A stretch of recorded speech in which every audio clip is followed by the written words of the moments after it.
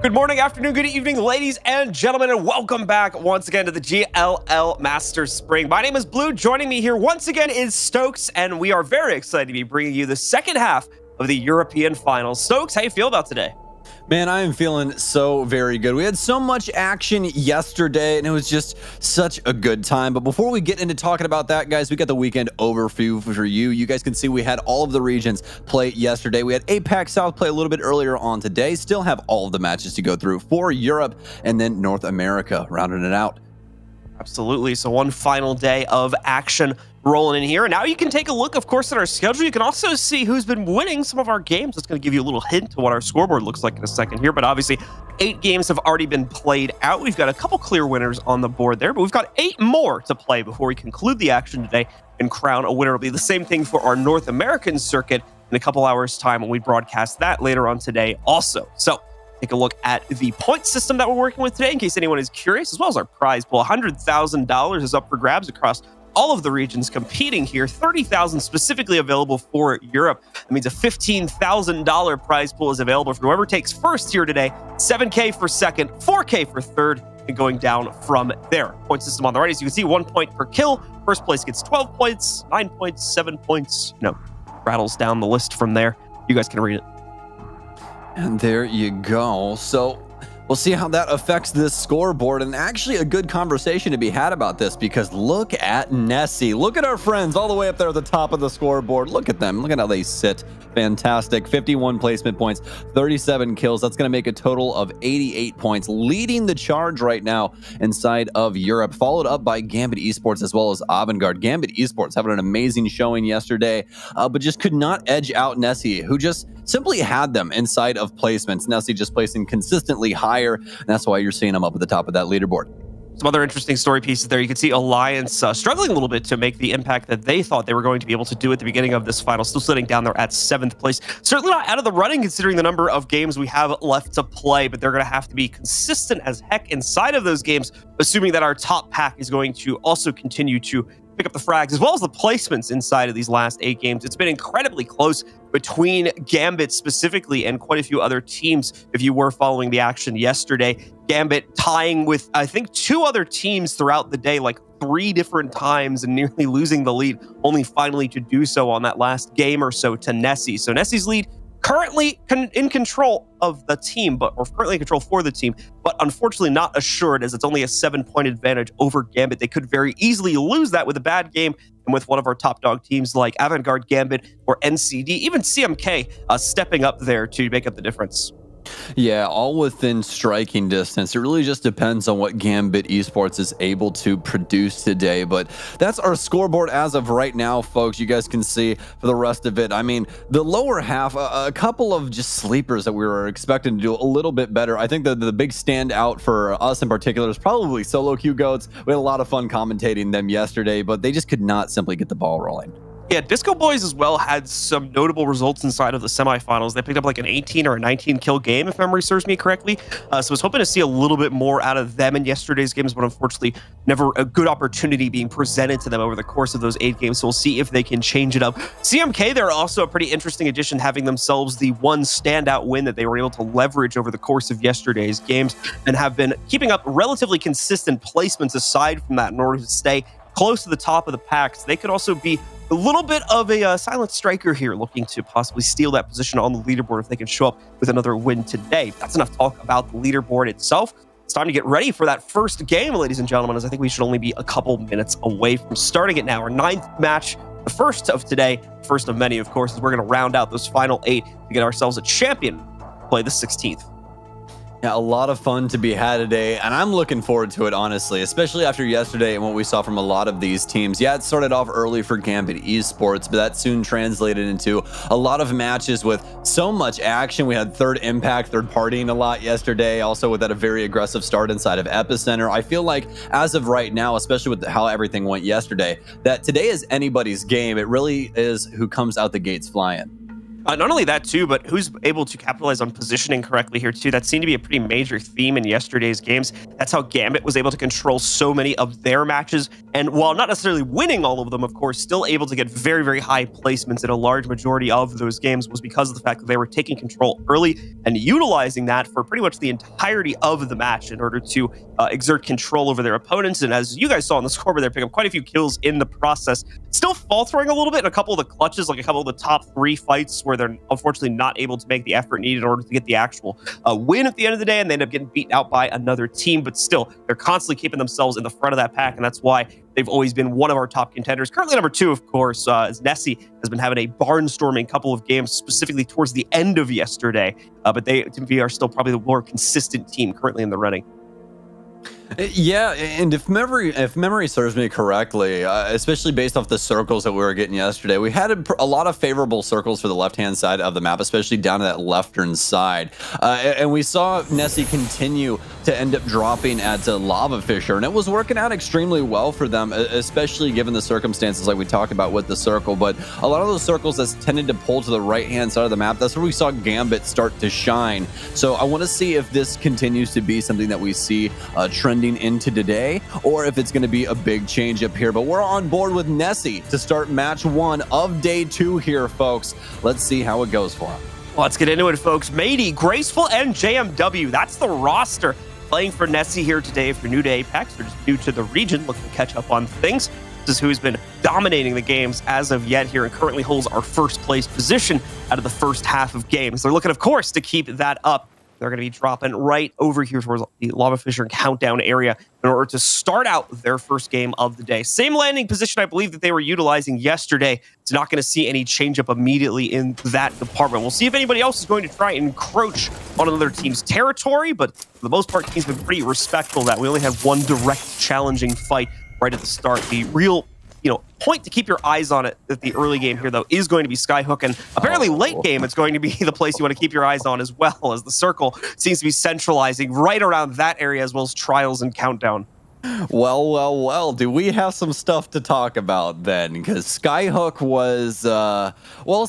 was basically one big just war zone yesterday. There's no other way to really put it. Like, there was just battles going on left and right, and people trying to get as many KPs as they possibly can. And there was something that we talked about pretty often yesterday when it came to Skyhook, and just what happens when it gets overpopulated, right? Especially with the amount of buildings that are in Skyhook, it's very likely that we're going to end up with quite a few teams just straight up on top of each other, and they're going to have to try and figure this close quarters combat out, and we'll have to see who ends up coming out on top of that. But this is going to be a pretty strong circle for Nessie and a lot of these teams up to this left hand side. We've had quite a few fights go down at Trials, but again, it's mostly just been centralized around the Skyhook area.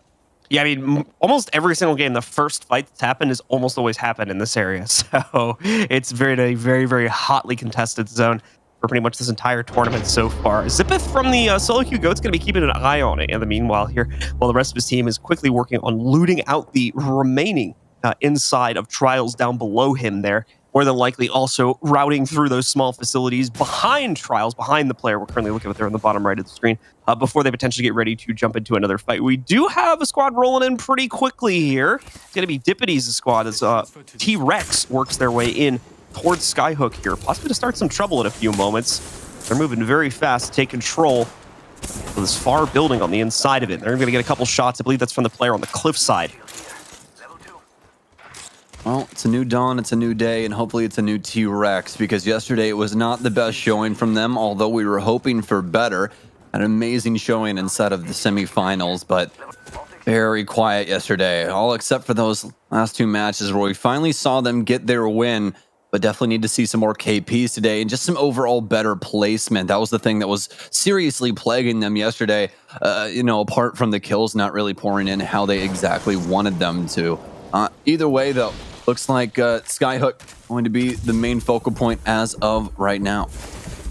Yeah, Skyhook definitely going to be the battleground for a lot of these teams, and like we already talked about, the circle will be drifting in that general direction here for at least the first 2 waves. So that is going to open up a lot of cover and a lot of potential fighting grounds here for teams to play with. We're actually going to see Nessie take some heat from Kick early on as well. We'll still have to be cautious of T-Rex, and Let's talk a little bit more about T-Rex while we're waiting for this Nessie fight to get started here. T-Rex, obviously a bit of a slow start. They were starting to pick things up a little bit towards the end of yesterday's games, though, so possibly just a bit of a slower start for them in that first quarter of the games, and maybe we'll see something better for them. This will be a great test right here if they try to get themselves involved in the action whatsoever. Kick is being held back on their aggression right now. That's a breath of fresh air for Nessie, thankfully, as due to that extra pressure, Kick is not able to keep up the heat on Nessie, and they're given plenty of time, more than enough, of course, to recover and get themselves ready for the re-aggression whenever it should show up. And Kick, another one of our teams that just has not been having the greatest of showings, currently 19th place on our leaderboard. So need to try and get something going on inside of, match number 1 here today. And again, try and get something going for this squad. But now we're on board with Major Pushers, which is a squad we didn't get to see all too much from yesterday either. So excited to see how they can possibly get things started here. It looks to be aggressive off rip as Major Pushers, and more specifically Ranch, is actually pushing forward directly into his foe and can't get away. The Arc Star is already out. He's not able to get back into his teleporter, and NCD chasing them down. It's Dolphin as he gets down, but his Gibraltar's gonna hop right through the portal. But no, Gibraltar's been downed as well. This is looking to be some frags here for Major Pushers if this doesn't go unchecked. But Nags, he's gonna have to hop back through the portal and try and get his Gibraltar back up. That Wraith getting pretty much instantly denied upon entry right there, but they're going to be able to try and recover a little bit. Here comes Avant-Garde, though, also moving in to cause some serious trouble in the midst of this fight. Another Arc Star going to muck up the work slightly, but it won't stop them as they're still able to clean out Eggs and Bedoya, the last remaining members of that squad. I believe wiping them out entirely, netting them those extra KPs for Avant-Garde. As they take control of the facility, that's going to be NCD going down. Major Pushers, of course, also faltering inside of that fight. Well, Avant-Garde with an amazing play right there. There's obviously not really a chance for them when it comes down to that. Hop back to the portal, try and get your friend up. But right when you get him up, he's going to have about 20 HP, and he needs to not only shield, but probably med. So, I mean, it's more than likely going to be, just the useless friend there for a moment, right? Like, you can't really get in that gunfight. That fight was unfortunately like a non-starter right from the beginning. As soon as that Wraith got immediately stuck with the Arc Star, and she was just dead from the beginning of that fight, unfortunately. So a little unlucky at the end of the day. Really good Arc Star placement from her opponents. Now already getting into another fight. Some trouble for Nessie here as Matey's recently gone down. Been greeted as well. So that's going to be the full elimination going against that player. Still a possibility to try and turn this around into 2vx, but it seems that the player who took out Matey is already retreated. So no real chance of a trade. They're gonna have to sit back here, try to get their health back up as quickly as possible, and hope that they can recover in the next fight when the re-engagement comes in. Yeah, another issue right now is it seems like Kick is not the only people here, and yeah, it looks like new esports are on top of the building as well as Denze just absolutely annihilates post-kill. Goodbye, my friend. I have to see you later on if your friends are able to try and get your tag, but that's down the road as Denze re-engages down low, but immediately hops into the midsection of the building where you're able to eliminate that target earlier on. But an EMP might be the sign of danger to come, but it doesn't seem like anyone wants to hop to just yet. Certainly not the case. Teams do have control of a building here for Kicks. They're not going to be under any immediate threat. More importantly, they're safe for the second wave of the circle too, so not under any threat for probably the foreseeable future here to be forced to move out of this position, just trying to defend what they currently have. Of course, if there's anything to be scavenged, grab it real quick here, but focus up, because as we've been seeing, there's a lot of fights building up very quickly on the inside of Skyhook here, and you don't necessarily have all the time you need to breathe in between these fights. As you're seeing, Air getting cleaned up there by Third Impact, as they already have control of the building across the way. They're going to take that KP with them here, reassert the high ground from their own building, and get ready to possibly jump back in against the rest of Air's squad in a second if the opportunity is going to present itself. Yeah, and this is what we were talking about when it comes to Skyhook and how this tends to go with a lot of squads, is just that it's going to be a lot of building fights. You have to try and hold onto that ground as long as possible. And for quite a few of these squads, it's going to work out for their comp, especially from what we were seeing earlier on with that Crypto being on, I believe, TI, but could be one of the previous squads. But either way, definitely going to assist and in the regard of being able to hold on to a building and things like that. You're just going to have really good intel as to what's going on outside, as well as your ability to EMP anyone on the entry. So they make things a little bit easier, but as soon as we jump back on board with Third Impact, they're in yet another engagement, and GLL is just making it look too easy right now on this Bloodhound. Back and forth in between the Gibraltar shield, but the Octane's a little bit quicker. They finally end up getting the last frag, and they'll get GLL back up before they grab the rest of these death boxes. GLL getting the 1-2 punch thrown right back at him there. Unfortunately, as he misses, his opponent will take him down with the same move there. Obviously, going to be able to recover that pretty quickly. We're going to shift over towards another fight here. TI still under a lot of pressure as the defensive bombardment is going to go down. New Esports and Ethics have recently been wiped out. I think Ethics, the squad we just saw, get eliminated in that last fight. TI's trying to fight here. Avant-Garde's causing some trouble from over there at the top of Skyhook. That charge rifle doing some serious damage. There's a couple players trying to, of course, see if they can get lucky and get it down here, or more importantly, get those extra points needed for the Evo shields to get reds this early on so that they are ready when this entire facility is going to break down and turn into chaos should the circle push anyone to the outside of it. As well as on that team tracker, NCD, our 4th place team, currently knocked out as well. So some solid points here for anyone, and hopefully some solid points for Kick, as Denze is trying to do the jig right now on this row, but it's not working out. He can't get away even with the extra movement speed from Octane. Solo Q Goats very strong right now, able to get Diff back up, and that might assist in the situation if they're able to get him shielded as well. But it looks like they've created some space, so they'll be able to hold on to this midsection inside of the building as of right now. Just gatekeep on the staircases and make it to where this team can't pressure them until they're exactly ready for it. So they'll be able to get everyone shielded back up, as T-Rex needs to get on top of these meds as well. T-Rex still in the fight after having been here for such a long time. One of the first teams to rotate into this position, although not originally dropping here because of the circle being in place. And obviously that has netted them quite a large advantage here as they've been able to survive quite nicely. I'm not sure if they've been able to scavenge any KPs, though, from all the other teams rotating in. From the player we were looking at least, didn't see anything on that HUD, so we'll have to check back in a little bit and see if that's going to be improving as the play continues here. OCN going to suffer from some serious pressure. They'll lose their Gibby. The Revenant falls directly after that. All going to go to the Octane here now. Donche trying to bring out the clutch and able to down at least one player, but Underrated still coming in for the cleanup here. Oh, the triple take as well to try and finish it off, and the job is done. Great stuff from K-Swinny there on Underrated as they clean up another squad and get another 3 KPs for their trouble. Underrated, we're more than likely not exactly expecting a Revenant mirror match there, as we haven't been seeing that much Revenant. But I have to say, from what we saw yesterday with Underrated, this team comp just works for their playstyle. They're extremely aggressive, they want to get in your face, and they constantly are using that death totem on cooldown in order to do so. And the beauty of it is the fact that they're able to get at people so quickly, whether it be transitioning up the side of a building with Horizon and her grav lift, or, you know, using that jump pad with Octane, or just using his speed in general. It's just a really amazing comp that they have and what they've been able to do with it so far.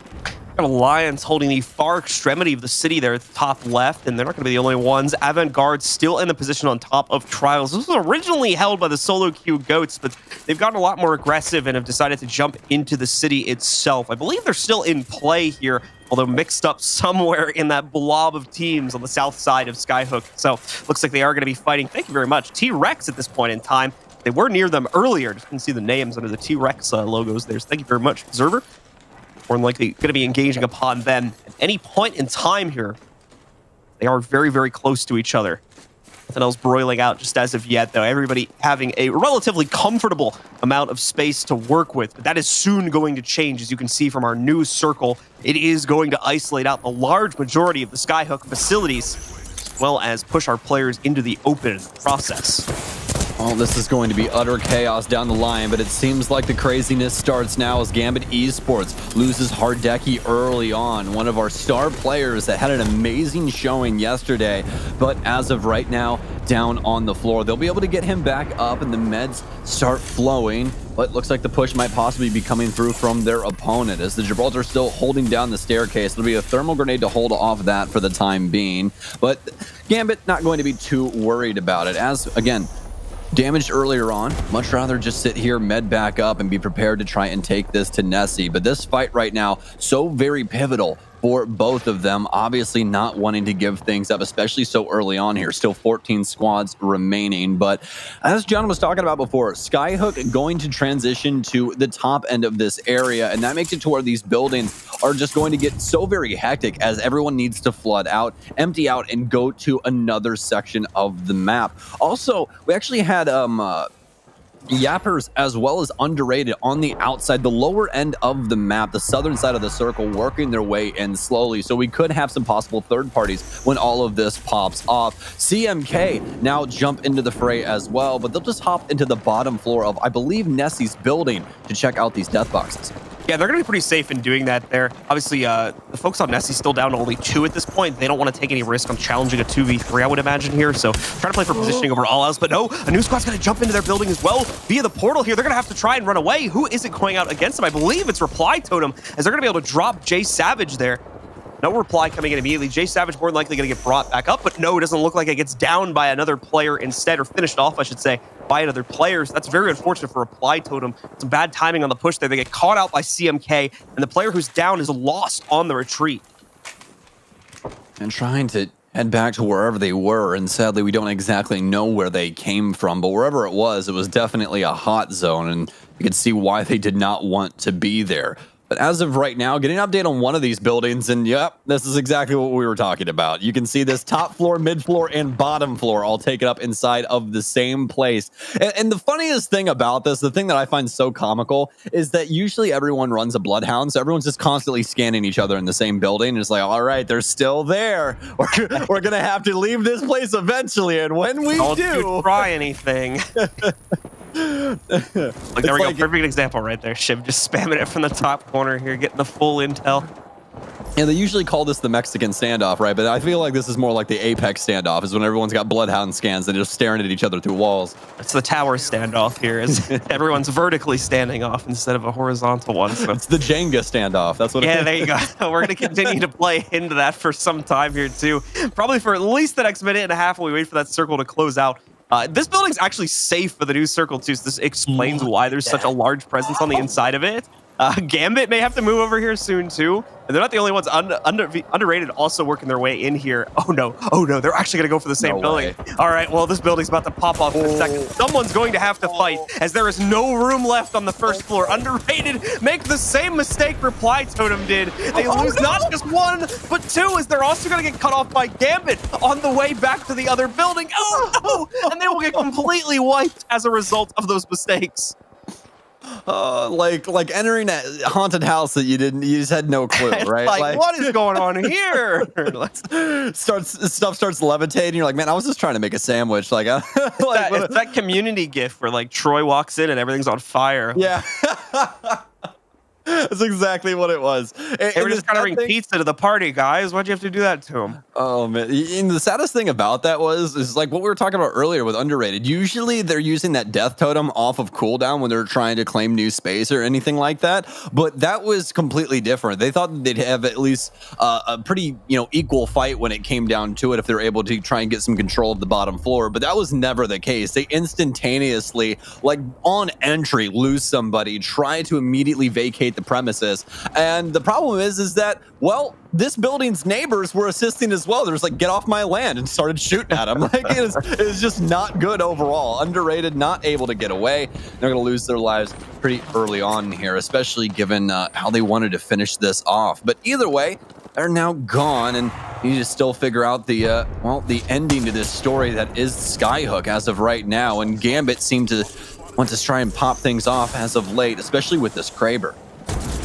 Going to be a shot from Gambit connecting, I believe, up to Alliance if they're still holding the same position they were a couple minutes ago up there. Color doesn't match, so pretty sure that's their Gibby who just took a hit. Gambit going to come under some heat, though, and be forced back inside of the building. But look at this. Nicely done regardless. The quickscope move there on the Kraber, following it up with the R301. Hardeki is tearing it up on the top of this building as he nearly single-handedly wipes out that squad. That solo queue goes going down primarily to him, as well as some assists coming in from the other members of Gambit, and I believe other players in the distance as well there. Very beautifully played by Gambit. Great aggression to move over and take control of this already incredibly contested building.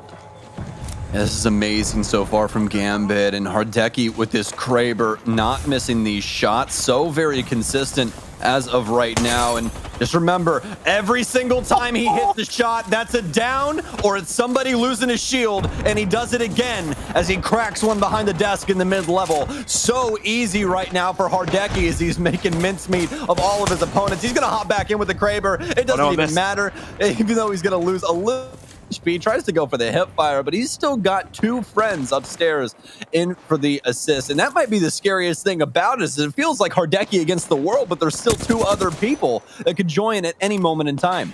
Yeah, they just now had to call on Leogri to help out on that fight there. Artico obviously watching out for the rope as well as anyone else trying to jump onto the building and third-party them, as this is a pretty aggressive move from Gambit.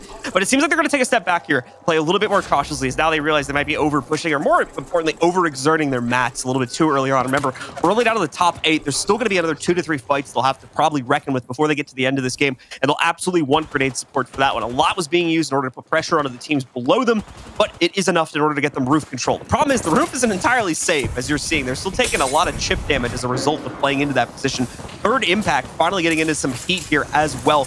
Not for the same building, though. Still playing into a slightly different position, trying to fend off aggressors. There's a lot of good intel coming in from that incendiary on the ground, as well as the damage on top of it here, too. Zaz waiting for the push to come in, but their opponent's not willing to commit to it at this point. Now it's two separate squads sitting down below. Another incendiary goes out. Unfortunately, the curve isn't going to work into his favor. They're not going the way he would have liked to, but an EMP comes out as well. Things continue to get crazier and crazier on the inside of this potential fight. On the outside of the facility, also going to see, I believe that was CMK just getting wiped out right there by GYD, and now they're moving into the open. They've got to be very careful, though. Obviously, they know Avant-Garde, TI, and a whole bunch of other squads are in this area. This could be the final fight right here. Oh, this has got to be it, John. Only 4 squads remaining, and you saw that scan. You saw it. 10 plus hostiles inside of this area. You can't just make that up, and you can see how much damage the circle's doing as well. Third Impact now gone. GYD with amazing positioning on this building, eliminating crypto drones as well as many people as they can possibly lay their eyes on. Alliance also doing the same. They're more than likely going to get in a gunfight here with GYD at a moment's notice. But still, mostly the focal point being on this building and the positioning of the other 2 squads inside of it. But as soon as we get the update, this is actually settled inside of this building. Only 3 squads remaining, and Dippities and the boys actually make it out of that battle. And what a battle it was, as it continued to go back and forth for what seemed to be, well, about half of this match. But finally, we're down to the final 3. Let's see how this breaks. This is going to be all up to utility, what they have at their disposal, especially when it comes to this next circle. They're going to have to try and do the dash, and that's the scariest part about this, is very minimal cover. Have to worry about that Gibraltar shield and what you can do with it. Once again, Alliance with fantastic positioning and still have that Gibby to use on that entry. Yeah, this is the benefit of Alliance staying outside of the chaos that's been going on in Skyhook. Now, of course, probably not going to be a whole lot of KPs that have been given to Alliance, if they got any whatsoever over the course of this match. But they've been hanging out on this cliffside for pretty much the entire game, ever since they rotated to this part a little bit earlier on in the matchup. And now they get to thrive from it, because this position, probably the most powerful one out of the 3 they have here. They've got to try to get some KPs on the inside of this fight, though, because like I said, they're sitting a little bit light on that right now here. GYD already taking the pressure from our 3rd squad across the way. Husky specifically here, trying to dodge out that Arc Star, but is unable to do so. Throwing down the bubble shield in the process to try and allow him to re-battery up real quick, while making sure that Alliance aren't getting too greedy in order to finish him off. It's T-Rex that's on the other side of the field in the meantime, trying to make impact, trying to get their own first win after they came so close in the second wave and the second half of games that were played out yesterday. Here comes the move out now, though. It's rough for T-Rex. They're going to get wiped out there, and now it comes down to Alliance versus our last remaining squad. Alliance will make the push forward, as they've already got 1 down, and they're going to look to clean this up as quickly as they can. Almost no damage onto them. It's an easy win as Alliance take the first game of the day, as well as the kill lead. So apparently they were able to find some KPs just coming through in those kills that we did not exactly get to see earlier on. But either way, Alliance, with amazing management of the circle, are able to bait out every single one of those squads out into open space, and just superior firepower and positioning, winning them out that situation. Fantastic stuff from Alliance, and definitely a start to the day that they were looking for in day 2 in comparison to day 1. Ratings for that one are going to be quite interesting, like I said, because Alliance was relatively out of the fight until the very end. They're looking to secure the win, so they're definitely going to get those 12 points, obviously. But beyond that, it is going to be a question of what they were able to pick up, as we had a lot of other squads on the inside. Think like T-Rex, for example, there, who is camping on the inside of that big building. You know, the one we were talking about that had like 3 to 4 squads in it for the entirety of waves 3 through like 6 at the end of the game right there. So good possibility for T-Rex, Third Impacts, any of these teams that were sitting in the inside of that area to have mopped up a lot of kills in the process, and possibly more points overall than Alliance was able to get outside of that overall game with their first place placement coming in there. And we're just taking a look here at the crazy highlights. Gambit as well. If I had to guess, Gambit possibly topping out our KPs for that game right there, just because of what we were seeing, the aggressive moves from them working out so well for specifically hard Decky. Unfortunately, unable to maintain that on the rotate outside of this building, but they made some serious waves on that push. Yeah, especially that tower that you were talking about. You know what it felt like to me? It felt like when you're playing like Mortal Kombat and you have to play like a survival tower or something like that. Like that's exactly what it felt like. Is just like test your might. That's all you got. Like you're gonna be fighting everyone inside of this building if you step foot inside of it. But that wasn't even the brunt of what was going on. It truly was the story of Alliance and how they were able to work this circle later on with Skyhook, because we saw the amount of fights going on in that area, not only inside of that building, John, but across paths, as well as underrated, having that very, very unfortunate moment as well. All right, ladies and gentlemen, that's going to do it for our first game of the day and our 9th match overall in this series. Match number 10 is going to be coming up right after this short break, so stick with us for more.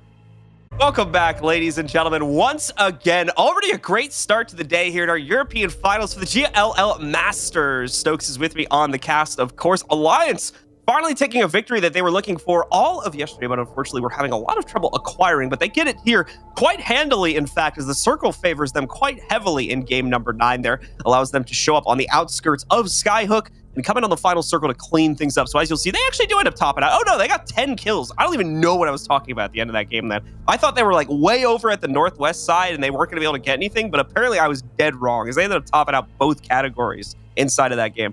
Yeah, we saw one of them end up with a kill lead there right at the end. So the other two, more than likely just having 2 kills apart from that, because he ended up having 6. But either way, Alliance topping the leaderboard there. So let's see how that's going to affect our overall leaderboard, shall we? Nessie's still in the lead, even though they ended up suffering a 10th place loss there. Gambit Esports still, wow, very close inside of second. Avantgarde within striking distance as well. Alliance as well as CMK. I mean, this is just looking so very close right now.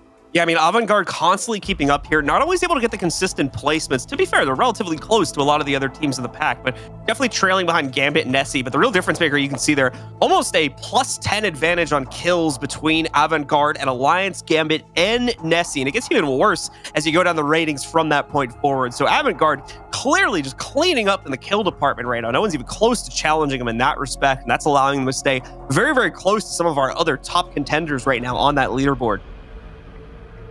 Yeah, absolutely. But that's the biggest thing, right? Is like looking at Nessie once again, it hasn't been the kills for them. It has been that constant high placement that they have been able to secure. But that obviously changing inside of our first map, where we ran into a lot of issues for them given Skyhook. It looked like the rotation came in a little bit too early on, and they were punished because of that. So we'll see if things can possibly prove to be a little better in their future. We're not going to be starting off with them, but do remember they have been landing Lava Fisher. We'll see if that changes up, but more than likely going to stay the same as we hop on board with our previous match winners in Alliance. Yeah, obviously Nessie, you know, kind of dealt a bad rap at the beginning of that game, losing one of their players before the first circle had even really closed. So was already working on the back foot for that entirety of that game. I was still able to manage, I think, like a top 10 finish. So all things considered, they did pretty well there, considering that they were pretty much a non-starter in terms of combat terms for the rest of that game. They're only able to scavenge what they might have been able to get just off of third parties, or whether, you know, a lucky pick or something like that from range there. So still able to make it work, and considering the worst of circumstances that they were dealing with. And we'll now have to see if they are going to be able to recover a little bit as they'll jump into this next one. Circle going to be way different. We're heading down to the southeast part of the map there. Geyser seems to be the pivotal point of interest that circle will be enclosing towards. Of course, no guarantee that it's actually going to go to Geyser as of yet. It just seems to be drifting in that general direction, and we'll follow it up as we get further into the game. That is going to remain the case. So actually not a lot of teams over there either. So more than likely going to see a mad dash in that general direction. You can already see Clone's squad starting to work their way down. Currently Clone just looting it out of the zone, but Kana as well as their third teammate more than likely also going to collide pretty quickly in that part of the map. Well, when we were working LATAM, it seemed like we could not get away from the geyser circles. But this, well, so far through all of the matches that we've had for EU, we've only had, I believe, a singular one. This is going to be our second one breaking down this way. And the thing about geyser is just how congested it does get here. Yes, we did talk about Skyhook and obviously how teams can be on top of each other with that. But when it comes to geyser, we're going to see a lot of these squads rotating in very early on here to try and get building control because it matters so much to how things end up breaking inside of geyser. I mean, there's just very minimal cover. So when it comes to actually getting into this canyon, you're going to run into a lot of issues if you're not one of the first squads there. Going to be the case. Very limited amounts of coverage to work with, as you can see. Quite a few buildings to play to the inside of, but keep in mind, those buildings are limited in the number of them overall, and teams are definitely going to gatekeep the larger portions of those buildings if they're going to get the opportunity to set up early, as we're seeing now for Clone and some of these other teams that are in this area of the map earlier on. It'll take some time for the other teams to arrive, as right now Clone and the rest of his team going to have full control over this partition of the map, but more than likely going to become a pivotal battleground at some point later on. There's two of them grouping up and just continuing to loot up. Aside from that, not a whole lot going on across the map here right now. GYD did jump into a little bit of heat here, as we can see recovery for Yuki and Gnoski, but already falling away, it seems, from that engagement, which I believe might have been going on a little bit more towards the north of them, as they are trying to route down over here into Geyser now as well, the looks of it. Yeah, it looks like they were able to escape Fragment East and get out of that theater of battle, but either way, more than likely going to be entering another one extremely soon, especially from what we've been talking about inside of Geyser. But from what we were looking at earlier on, that's actually going to be the squad of a Croissant that will be inside of Geyser first. So they'll have first pick of the buildings, more than likely going to go for that closer side from the camera angle that we ended up having. That big building usually going to be the main one that people want control of. Either way, hopping on board now with major pushers is they have not had a fantastic start to the day, and that's going to, well, partner with not the greatest showing from yesterday. So need to try and get something going on here for them. Maybe possibly starting things off inside of the kill department. We don't necessarily know, but we're looking for them to find some success. Although, looks like Dolphin, the rest of the squad here, starting to get in a possible engagement as they move up the hill. But as soon as I say that, it actually looks like he's just regathering with his squad. And, well, looks to be another squad actually in tow, directly behind them, but just taking another path through this area. This is going to be the big push towards Geyser right here that we're seeing with all these teams moving in that general direction. Most notably, one just going through the archway there. I believe they're going to meet Congestion, however, at the same time as they come upon another squad in the process of trying to go through that divide. Rex Forever's team ends up making the correct choice to route around, as they're going to have a much easier time getting into positions. But here we go. It's NCD that's jumping close to another squad as they do move in, take that initial control towards Geyser, as well as a building on the inside of it, too. They'll have something to work with here now. More importantly, a very defendable position to be able to play off of should the squad that was close to them a couple seconds ago decide to follow, but it's not looking like that's going to be the case. They're sitting pretty safe in their own bunker just across the way. Yeah, and that squad rotating in, Rex Forever squad, that's major pushers that are on the inbound train as of right now. But NCD looking to get aggressive outside. Might have a possible KP here on one of the new esports members. Well, they'll just get the down as of right now. And oh, it looks to be Rob from the opposing squad, not able to get it done. But oh no, some pretty poor positioning here, but looks like the teleporter might be able to save some lives. But oh no, our first squad eliminated, and don't exactly know who that was just yet. Not able to see the kill feed either, so unfortunate for hey, there we go. oh no, it's new esports. Very unfortunate for them.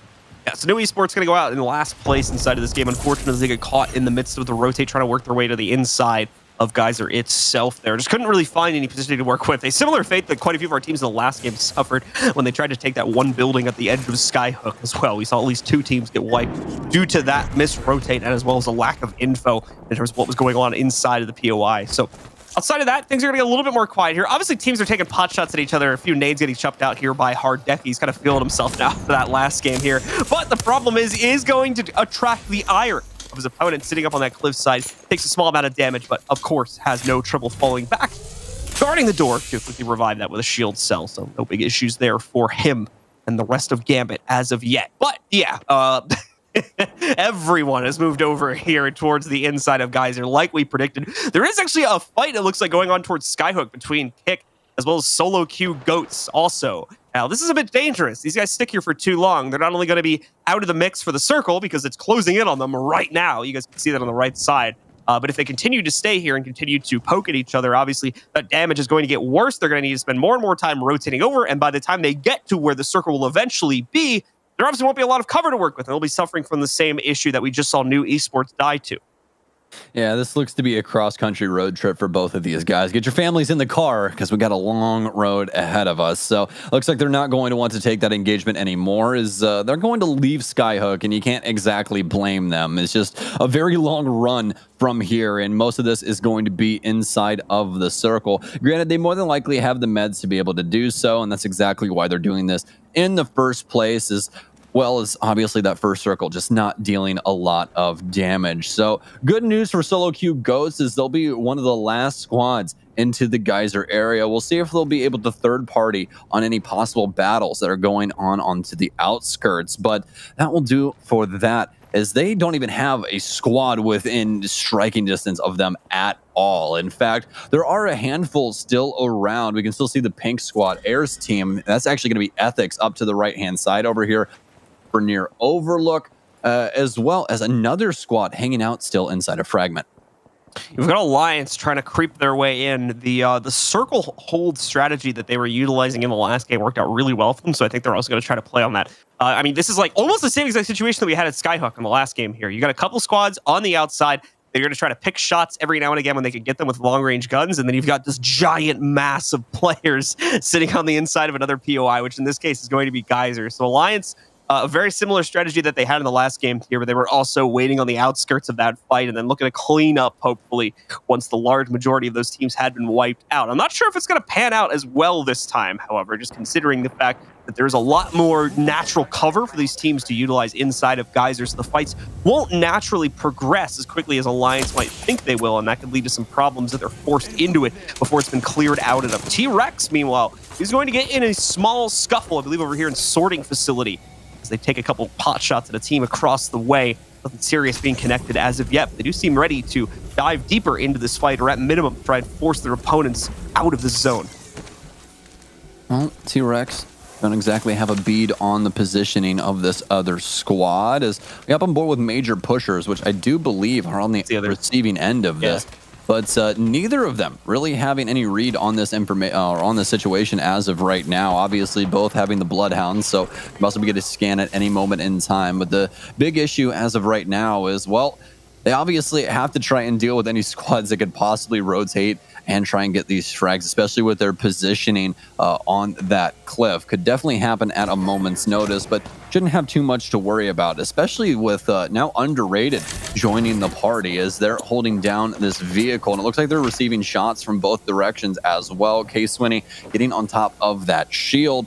But yeah, well, to have Underrated can possibly play this out. They obviously still have that death totem, and here we go, folks. This is what we talked about with this squad. They really, really like using this on the entry with not only that gravity lift from the horizon, but also that jump pad from the Octane as they try to get into Totem's face, but Totem with a very quick reply, able to take down quite a few of those insured bodies. White Totem with a good lock at the moment onto that other squad across the way here. No additional rotation points either for that squad, so they're going to have to go back into the circle if they want to try and wrap in a different direction. And they certainly can do that. If this isn't Reply Totem on the other side of the fight right now, then it is going to be open for them to wrap around towards the south and up north again in order to work their way into Geyser. But no, it's Underrated. Oh, so look at that, John. What's up?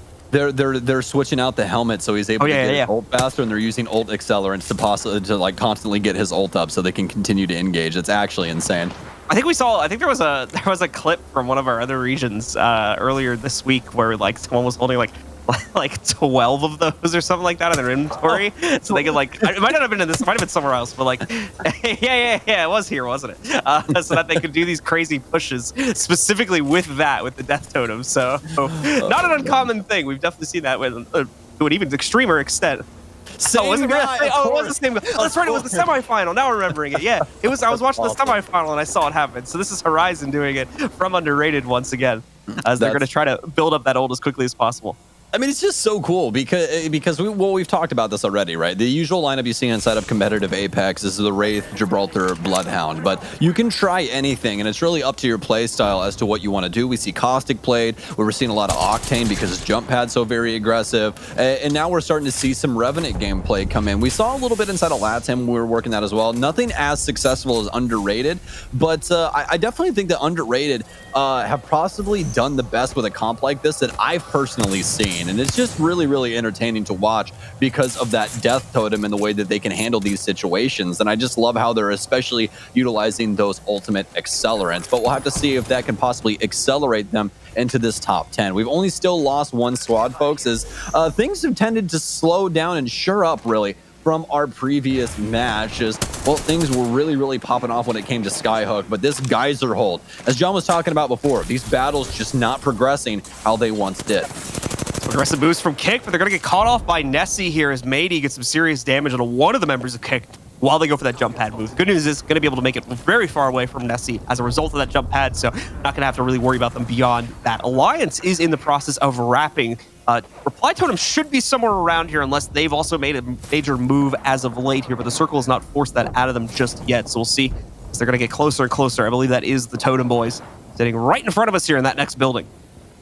You can't say the Totem Boys because it makes me think that it's underrated. You know, I'm just constantly waiting for that. Oh yeah, that'll get a bit confusing, won't it?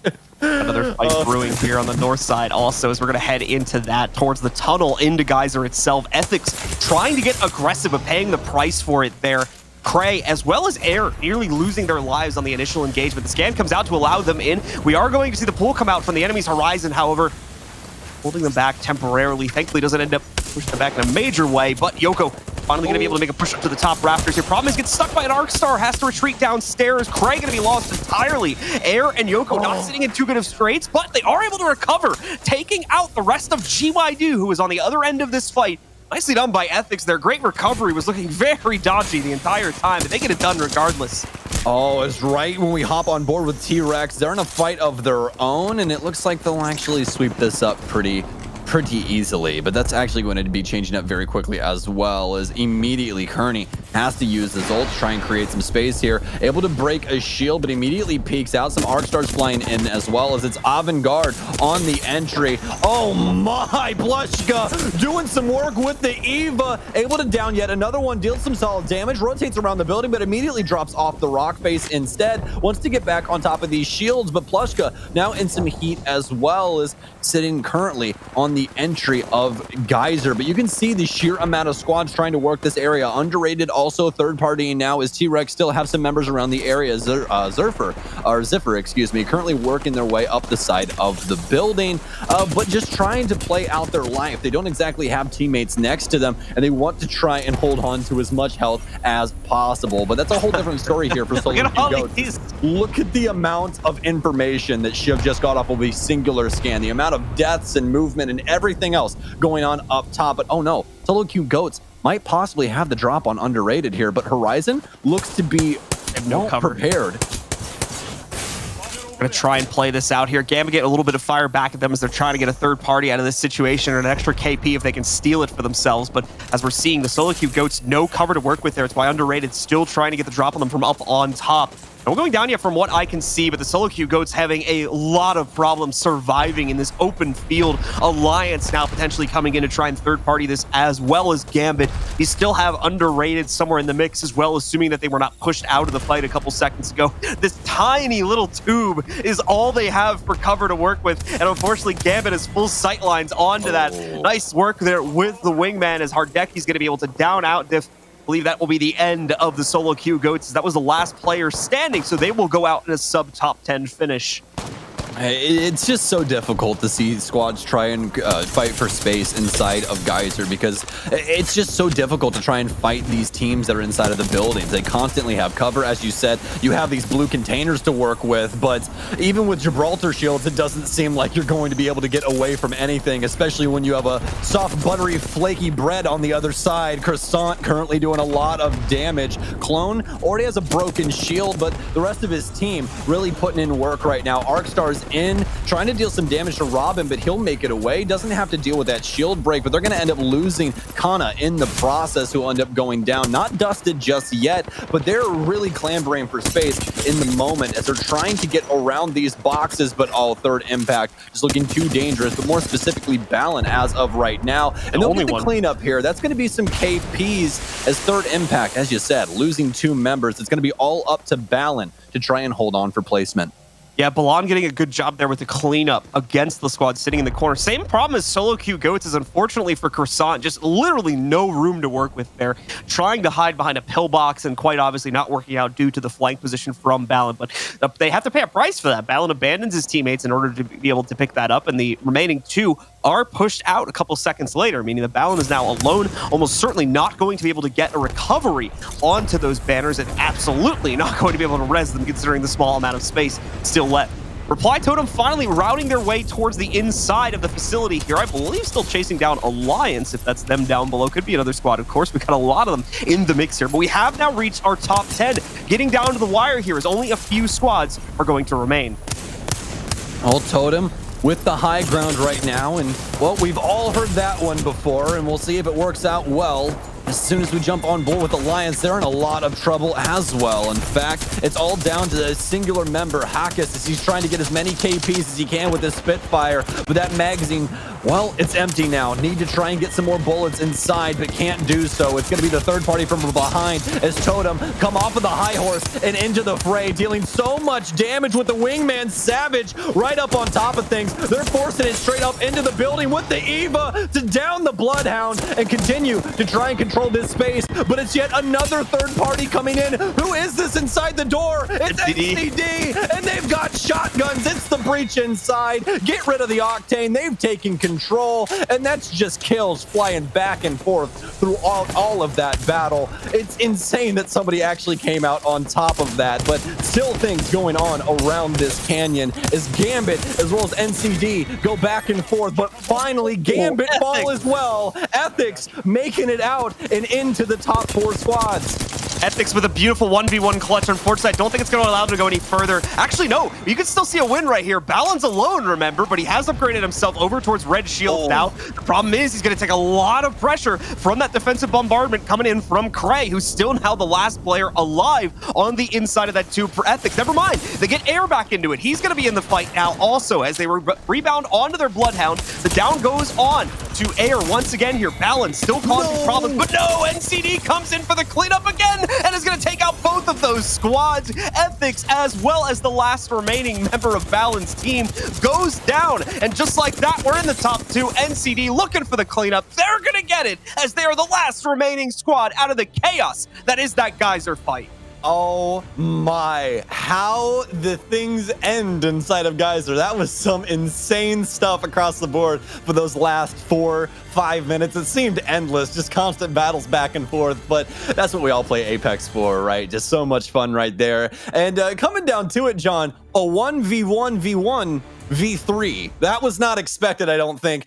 We haven't seen one of those just yet inside of EU, and that made for a lot of fun. But congratulations to NCD on that one, because to make it out, and not only make it out, but also have all 3 of your members still alive, that's something special. I mean, NCD was so aggressive as well on the tail end of so many of these fights. I mean, we could see it right from the start here. They were getting into a lot of action. Ethics as well, really some credit to them there. Had a massive game for themselves. Unfortunate what happened with the split of their players to cause the elimination of 2 out of 3 of them. But regardless, making it really deep into that bracket run as well. That's going to be some serious points going up onto the board for them. But NCT, just a constant threat on the inside of Geyser. Never once faltering. Gambit doing the same for quite a bit there too, as we saw. They were gatekeeping a lot of the rotations coming in from the west side of the map, and more than likely cleaned up a couple of teams in the process. Everybody was getting a piece of the pie. As we see Third Impact getting the opportunity to move in, knock out this squad. That was Croissant getting pinched right there also. Just not a lot of teams with really any room to work with. So many just getting completely wiped with no capability to defend themselves, but NCD being the team that thrives upon it so often, as we see wiping out 2 out of 3 of the remaining squads, and undefeated was the last one in it, as we got a quick little glimpse from the third-person POV there. K-Swinny, that last straggler. So many of those, as Stokes had mentioned, as we had 3 single-member squads waiting at the end of that game. They're trying to take on NCD. None of them could do the job, of course. NCD take the W out of that game. We're going to take a short break, ladies and gentlemen. When we come back, we'll have the scores from that game, and of course, we'll be getting ready to drop in once again with match number 11. Already a quarter of the way through today's matches, and we are ready for more, ladies and gentlemen. Just finishing off that 10th game, and what an exciting one it was. Pretty much an endless chain of combat there on the inside of Geyser. We kind of knew it was going to happen. We had a powder keg lined up there from all those squads getting grouped up, trying to get that early circle positioning, but still, what a blast it was to cast. Welcome back, ladies and gentlemen. Let's get those scores up on the board, see where exactly our teams are positioned now as we get ready to head into game number 11 here at the European Finals. NCD obviously topping things out there as they take first place, 9 kills along with it. No real huge leader in the kill department there, but we definitely have some front runners. Ethics also picking up 8 kills in the process of that one, 7 points for placement, and second place overall in the matchup there with 15 points total. Yeah, you can just see how difficult it was for a lot of these squads on the entry into Geyser to actually pick up these frags, especially for underrated, as they tried to work their way in and ended up losing 2 of their members. Not really able to get it done. But Gambit Esports finally catching up to Nessie. They haven't had the greatest start to today, but obviously only 2 matches out of the 8 played. So still have a shot to try and reclaim first. But as of right now, Gambit leading by 4 points. Yeah, so many of our top dogs, they're unfortunately failing to make an impact because they either got caught on the rotate towards Geyser or were unable to play aggressively, and as a result of that, got eliminated without much in the way of either placement points or KPs in that game, as I'm sure you guys saw from the last screen there. So because Gambit was one of the few standouts in that respect, Gambit able to work their way in and retake the lead, which they lost to Nessie at the end of yesterday, but have now very cautiously gotten back for themselves here at 99 to 95 in the point totals overall there. I mean, just another 5 points behind as well now is Avantgarde at 90. An addition, I mean, look at this, just a 5-point spread as we continue to work our way down here. NCD the same, as they've overtaken Alliance, who are now down in 5th at 80 points here. This is an incredibly close race right now. If we see that top pack falter again and Alliance has a good game, we could very easily see an immediate shift of them from 5th to 1st place. So this is really any of those teams' games, even outside the top 5 there. If we see a good matchup from any of those teams, we could have another contender added to that list also. Well, the good news is, folks, is that the story continues. Match 11 already up and going is we'll be on board with NCD. You expect it. We're always going to be on board with our victors to start off. But as you said it, any way you slice it, this could be anybody's game still for this finals, all the way down to what seemingly is like 7th place. If somebody has an amazing game and they're able to get first, that's, well, relatively speaking, about 24, 25 points if they're able to pop off inside of the kills as well. So, I mean, there's really anything that can possibly go down right now. And speaking of anything, Kick currently in an engagement, and they already got a Volt, which is going to make it extremely easy for them, as it looks like their opponents just have pistols. So some early KPs for Kick is going to make it a lot easier. And oh no, it's going to be the solo queue goats as well.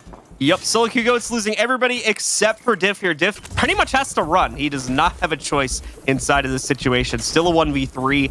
Has an RE45 to play off of, not even a secondary. I doubt he has cells to heal up these two missing 25 partitions as well. And no, he's been caught. Has to try and make it into this tunnel and get out of here. There's a good chance the Kick might not follow him if he continues to race out of here and is able to make it out of this zone at a minimum. But it is a race indeed for him to survive. The good news is he's got Octane, so if anyone was going to be able to make it out of this situation, it would be him. As long as there's no Octane on the other team, which I don't think there is, he should be able to outpace them pretty easily. Should be relatively straightforward, as that is indeed the fastest moving character inside of this whole game. Good luck catching a man with titanium legs. I've never tried it personally speaking, but I've heard it's pretty difficult. So, Either way, looks like we're going to be getting another geyser circle here, Blue. And, well, if that powder keg that you were talking about from before popped off in amazing fashion, this one probably going to do the same. As we're going to see that mad dash once again from these squads to try and claim space. But as we were talking about before with Croissant, this is where they usually end up dropping. So we're expecting them to do pretty well off rip here, trying to deal with these squads. But we didn't even see them in, I believe, like the top 10 the last time. I think that they got knocked out pretty early on, and we just were not able to see exactly what became of them. But either way, it looks like as of right now, things are going to be breaking in extremely similar fashion, as I do believe that's GYD taking control of the tunnel once again. See if they're going to be able to continue to hold on to that. They did get overwhelmed on a team rotating into them the last time. I think it was Ethics that was able to knock them out via that aggressive push they made. So good stuff from Ethics specifically, who, like we said, had a really good game in terms of overall impact. Haven't really seen too many of those out of Ethics just as of yet, so definitely going to give them some very much needed points onto the board here. T-Rex over in the train yard in the meanwhile dealing with some issues here, as they've got quite a bit of fireback coming in from a squad across the way. They're going to get aggressive upon that, though, as they were able to do some serious damage to Sir DCE Bolit over there across the way. And you can see Zerafer quite literally right next to this person, trying desperately to hunt that player down. But the support going to come in from Donche and the rest of the squad also there. Donche going to get down, however, by Zerafer, who's continuing to make this aggressive run forward. And honestly, might just thrive upon this. His opponents don't have either the shields or the gunpowder to fend off against this. So very beautifully done. T-Rex just run that squad over. Nice and easy. Yeah, an easy face roll and some KPs in the back pocket for T-Rex, as they're looking a lot more like the beast that they're aptly named today as opposed to yesterday, where it seemed like they had been declawed and defanged. Nothing really happening for them, all except for those last two matches. And today, really standing out as a testament to what these people can actually do. And honestly, I'm here for it. We need some more active groups here getting a lot of these frags, especially on these entries. But as soon as I say that, and speaking of entries, NCD making their entry into Geyser, and it looks like they're already ready for a possible fight. They want to try and get building control. We talked about how important that is in the grand scheme of how this is going to play out, and NCD, no stranger to this either. Already seeing a few fights broil out for control over Geyser, and in fact might be seeing a little bit of pressure coming in over towards Adoli and the rest of their squad as they continue to hold. They were able to make it out of the building they were contesting initially, where Rex and some of the other members of this squad were continuing to put pressure onto Nags and the rest of his team. But, okay, hold on. Wait. We got a new element getting out of this. Yappers suddenly swing it in from the backside. They're going to detect that initial squad on the inside of this play. Also, not looking like they're going to contest it. Just going to be a little mean as they'll take out their door, removing some of the security that they currently have, and as well taking control of a new building. That's exactly what I was going to talk about as well. That's actually going to be major pushers inside of the other building as well. And that was the funny thing, is like both of the squads show up and they're like, oh, major pushers are inside this building. We need to deal with them. And then they're like, oh, wait a minute. These other buildings are empty. We should just go to these. So we should just play the smart way here, guys. And leave. Like, have you ever seen the Dane Cook skit where he talks about B&Es? No. Yeah, it's not bacon and eggs. It's, you know, breaking an end, or either way, it's literally just about kicking in doors. That's what it's about. Like he soon realizes that he didn't want to actually do a B&E. He just wanted to kick in some doors, and he literally like kicks in their closet door as well, just for fun, because he was like, I just had so much adrenaline, I just kicked in the closet door too. So you know, that's exactly what that felt like right there. It's just like, hey, you know, no breaking and entering. We just wanted to kick your door in and leave. So. Well, New Esports is going to be able to take control early here as well. Not necessarily with the most mats to play off of those you've seen. They've already gone for a couple shield swaps here as they've got their higher health shields sitting on the ground. But the problem is CMK directly under them, so they can't necessarily go out and scavenge at the current point in time here. They have to get ready for the next fight if CMK decides to put the pressure onto them. Currently, they're thinking about it. Not really sure if they want to try and play for this or not. If there are options about them, as it does look like they call for a general retreat of those two other players, as they're going to rotate them around outside. But no one really seeming to have the appetite in order to play into this here. So Zron Sanya and excuse me, hard to pronounce that name. I'm just going to call him, having to fall back and play this a little bit more passively, waiting for some of the aggression to possibly come in from New Esports instead. I think his name is Rugby, maybe? I think that actually is it. Yeah, it was throwing me off because I was trying to read it like phonetically. That's a problem with gamer tags in the first place. Everyone's just trying to be a little too gamer, especially nowadays, man. We got so many X's flying around through people's names. It reminds me of Xbox in like 2008. It's actually insane. Either way, though, looks like new esports are starting to come under fire, and well, actually, no fodder being thrown at them. Instead, they're simply going to pop their doors open, hail some shots, but none of them actually going to land, and jump right back inside. As we noticed the last time, when obviously Blue was talking about that powder keg. This thing has a very, very long fuse, and it doesn't tend to pop off until it's already overloaded. So we'll see if that actually ends up happening again, or if this is going to trend to more of an aggressive, well, we want to take your building away type of gameplay. Not really going to know, though, as, well, we still have a lot of rotation still to go through. Still on the first ring, and 19 squads still remaining after that earlier elimination that we saw. Yeah, New Esports continuing to hold on this position. Obviously, they've had time to recover their shields since they're not dealing with any of the immediate pressure from CMK anymore. We're going to be free to explore their building a little bit. Also, as we're going to take a peek here at Gambit, who are also working on rotating their way up to Geyser from the sorting facility down to the south here. Seems like they're dealing with another team across the way, though. This is the same position where we saw Reply Totem and Alliance skirmish in the last game. So for anybody who remembers that, we are going to see another battle transpire in that same position. Speaking of Alliance, they're currently dealing with some pressure from Underrated as we switch over towards them. The death protection coming out for two of their players. Hey, Swinny still out on the field with that active, but is also going to get wiped relatively quickly as well. Pretty far away from it, unfortunately, so not going to have the immediate capability to re-jump onto Alliance. There also, of course, needs to regen the lost health now. So Alliance is going to get the opportunity to rebound themselves. Does not look like Alliance are necessarily immediately re-aggressing onto Underrated just because they have a very advantageous high ground position against them and would have to swing up that rope in order to start the fight. But either way, both teams are going to seemingly back away from that and just respect each other for the time being. So the very unfortunate saga of solo queue goats continuing here too. The story continues to get sadder and sadder as Diff has not even been able to fully recover his shield since the last time we checked in with this player, and is just hiding in a corner, trying to play for as high of a placement as possible at this point, really. And unfortunately, not much else can be done beyond that until the chaos at Geyser begins, and maybe Diff can start sneaking off a couple kills. Yeah, I believe this is the first entry. And if what do they call it, John? I think it's called an unexpected journey. I think that's what it's called. And he's got to come all the way over to Geyser and, possibly do something with a ring later on down the line. I don't really know. Something like that. But either way, Diff, he's playing the longest game of hide and seek of his entire life. And the beauty of this game of hide and seek is it involves money. And by money, I mean he needs placement points so unbelievably badly. So solo queue goats going to try and hide Diff for as long as possible. Obviously does not have the option of getting his friends back. So this is just simply going to be him hiding. We're not going to see him engage a lot of people because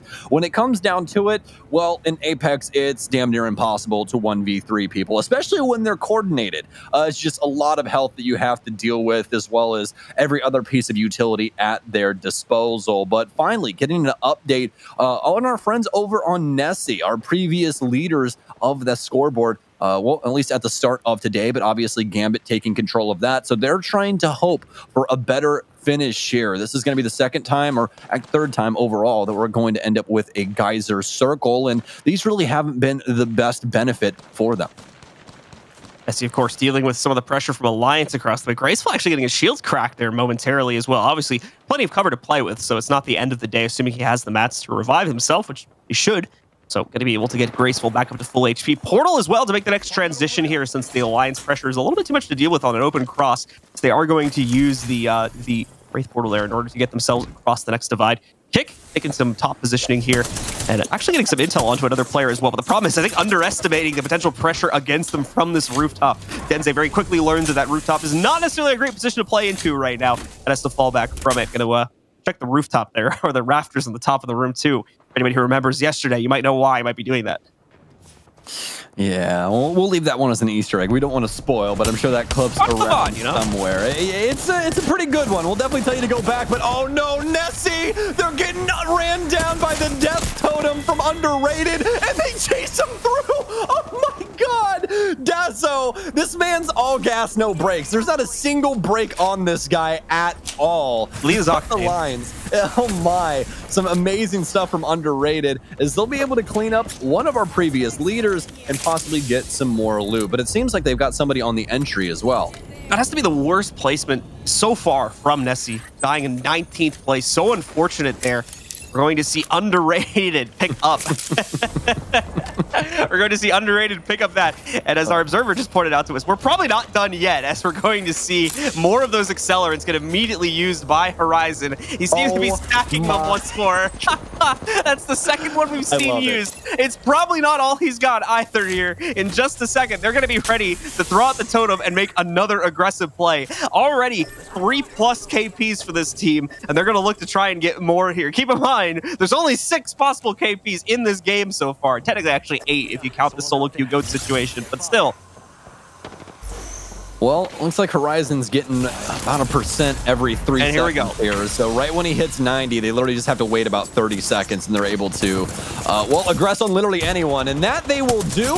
Another black hole down here, and it looks like they have a target as well. The Spitfire eating him alive makes it so damn easy. The Eva now cleaning things up as well, but Horizon will be sent right back to the death totem. That insurance policy surely working out. Wish I could update mine to that, as he respawns immediately back and jumps immediately back into the fray as well. Kick flying out of their shield. Denze, more in particular, is he'll actually end up leaving his friends. Horizon and Dazzle will deal with that situation accordingly, but it's more Horizon than anything, as apparently T-Rex is in on this as well, but they're down on the other side of the canyon. So this is still underrated up against our friends over here on Kick. Still have that one down. Swinny trying to do his damnedest to help out Dezo, but Horizon very low as well and trying to get back on top of that health. And now it's all up to K Swinny doing the mad dash. Some amazing movement right now with the Phoenix kit as well, but not going to be able to get it done just yet. Instead, it's going to be the reposition back to the death boxes, back to where that death totem was, and just try to recuperate as much as possible. Really hoping to see Dezo get out of this one alive, but now third impact seems to be here as well. Underrated, the aggressor in this situation, the last to die. Kick has been eliminated, I believe, and on top of that as well, we have also seen the initial squad in the fight, T-Rex, I believe, also gone from the engagement if they weren't able to escape. Third impact now trying to third party, and they may get the job done here. Underrated, still under pressure, but still in the fight at this point in time. They did lose one. We are going to see more aggression work its way out here. Avant-Garde wiping out a squad just a few moments ago, losing ZH in the process, but they do have his beacon, so there's the possibility of recovery at some point later on in the game. The craziest thing as of right now is just, let me read you 3 of these names that are currently knocked out. Epix, T-Rex, and Nessie. That is like practically over a quarter of our, top 10. So as of right now, this is a possible huge shakeup inside of this scoreboard, especially given that Nessie is currently 2nd place. T-Rex more than likely hoping for a big finish here, especially given those circumstances, but it doesn't seem to come for them just yet. Hopping on board now with Alliances, they're under some fire. Still have some really strong positioning here, but their Gibraltar shield currently on cooldown, so they won't be able to utilize that just yet how they want to. Instead, it'll be back to the batteries and try and stay on top of this info, which IBN doing a very, very good job of, especially with Beast of the Hunt already online, able to keep track of a lot of their opponents. Looks like Haka is also going to actually get the drop on them, ends up putting the portal in, cracks his shield as well, so that's more than likely up to Alliance now to get the hop in and get the drop on them, and that's exactly what it's going to be. It's the Gibraltar with the Mastiff, a match made in heaven, if you ask me. Vase with a nice cleanup there. Alliance mopping up shop here. Getting some nice kills for them. Gambit going to be in trouble here as they try to make the next cross. They are trying to work their way towards the inside of Geyser before things get a little bit too crazy. But there's so many squads blocking the way. Reply Totem once again taking control of this facility. Not the only one, as you got Clone's team also sitting just below in the very same building. Things are very, very tense right now. Gambit, though, has found the way out. They've got a portal and a rift down onto the ground there from their Wraith. They're going to be able to escape with that. They're also ready to jump into another engagement here, unloading the nades. Unfortunately, the Gibby shield is going to mitigate almost all of that here, but it starts out of, more importantly, makes a lot of noise and massive potential push here from Gambit. They're ready for it, just waiting for the shield to go away. Their opponents is going to expire first, so they know they have the advantage, although we're going to see a defensive bombardment go down. Their shield is not going to last the entire length of that. They've got to be careful about the way they push forward. Thankfully, this is their own bombardment. I'll move forward here, not a lot of damage going on to them as a result of it. Hardeki, though, trying to recover, but no, takes a little bit too much heat as a result of that, and just like that, CMK coming up on the cliffside wipes out Gambit and is able to take them down. Reply Totem still in the midst of their fight, also here on the outskirts of where Gambit just rotated from, so the action is going to continue. Gambit not ready for the off angle there, and just very unfortunate for them. But either way, Reply Totem now in the fray, and oh no, very similar circumstances. 2 Gibby shields down, and Totem trying to fight back. They'll be able to do so as well. It's the Mastiff Gibraltar combo, folks. I'm telling you, especially with that ADS down the sights, having that shield across half your body just makes it so easy inside of those CQC gunfights. Either way, Totem making it away with the bag. There are a lot of KPs going towards them and almost cracking this top 10, but this has just been non-stop action yet again, and actually a lot more action than what we had last time on Geyser as these teams continue to battle. NCD, a team that we saw rotated in very early on here, still sending shots across the way to these other groups. Well, underrated once again here. We've seen the Death Totem twice. This would be thrice if you are, keeping up with things. Either way, though, they're starting to deal some very solid damage. Horizon not having that insurance policy any longer, so they're going to have to slow things down for the meanwhile. Underrated, if I'm reading our feed correctly right now, currently working with 10 plus KPs. We're only halfway through the game right now. This could very easily be a 20-kill game. NCD, in the meanwhile, here getting aggressive, pushing the envelope forward against their opponent. Not going to make it easy for them, though, as we will see them get knocked out more likely for that fight. GYD holding their own. How much time do they have to recover, though, is the question. They still need to revive that third member, and they may not have the time to do so. Major pushers, well, pushing their way in here, trying to wipe out on the third party, and they're going to succeed in taking down GYD. They take capitalization upon that third party, and I believe they're safe for the time being. No one from what I can see immediately. Oh, never mind. Here comes Reply Totem. They want a piece of this too. He hit it with the Arc Star Totem on the entry. That's going to be a huge crack under the shield. They've already downed one. The Bloodhound, there's no way in hell you're getting out of this one. Oh my. Totem very quick to the fight as they heard all of the fire going on inside of this one. Well, seem to have burned out for the time being as Totem take control of the building, and that's going to mean a lot, especially given the circumstances. Very close for a lot of these squads right now, practically on top of each other right around these rocks. Underrated, still with very solid positioning as well, especially given that team comp. Once again, they can get extremely aggressive, especially with that Octane pad, as well as Horizon being of great use here with that grav lift, so it can get some pretty fantastic angles when it comes down to having to take these gunfights. But either way, though, looks like we will be getting some information here for CMK from Zon, as he'll be using that crypto drone a little early on here before this next circle. Lots of spots going down, but it seems like they found some friends across the way. Couple jumps here, possibly trying to bait out the Kraber shot. He does not have a lot left here, so Sonya being very careful with the placement of the shots. There you go. Wants to make sure that when these are shot out, they're going to hit. And there you go. 2 connections in a row here. Bubble Shield needed to go down. Unfortunately, Zron takes a lot of heat. They have no cover to play with in the natural direction of their opponents currently, so they may actually need to bail for this position. Oh, never mind. Here comes Underrated. They're going to get aggressive, but it's being fended off. 2 of their players suddenly down. Well, this is going to be the end of Underrated. They've been doing so well in the aggression throughout this game. Finally, possibly meeting their match as they try to get too aggressive, jumping on top of Sonya and the rest of CMK. They're nearly losing their life in the process, and they're going to get bled out by W Grub from the other side of the fight right there. Nicely done. Reply Totem still holding the top position on the cliffside here as well. We're now into a top 4 position as Underrated has finally go down. Yeah. Well, Totem as well as CMK being the sentinel positioning. Anyone that comes into the area is immediately eviscerated, and Totem keeping true to the name as well and what we were talking about. That's going to be kill leader for them as well, as this is most definitely the best showing we've seen from them in all of these matches, and they're looking to take the victory right now. 3 squads remaining, but it's 3 full squads. This is not going to be easy pickings like we saw the last time inside of Geyser. Circle's been of little concern to these teams here because the action has been so non-stop here. Third Impact going right up into New Esports' territory. The problem is if they go onto the rooftop, they're going to have all the info. New Esports is going to have all the info onto Third Impact. The same will be returned in kind, but Third Impact cannot push to the top of this structure right now. The third remaining squad up on the cliffside, if they try to be the first to push out here, they're almost certainly going to be the first to die.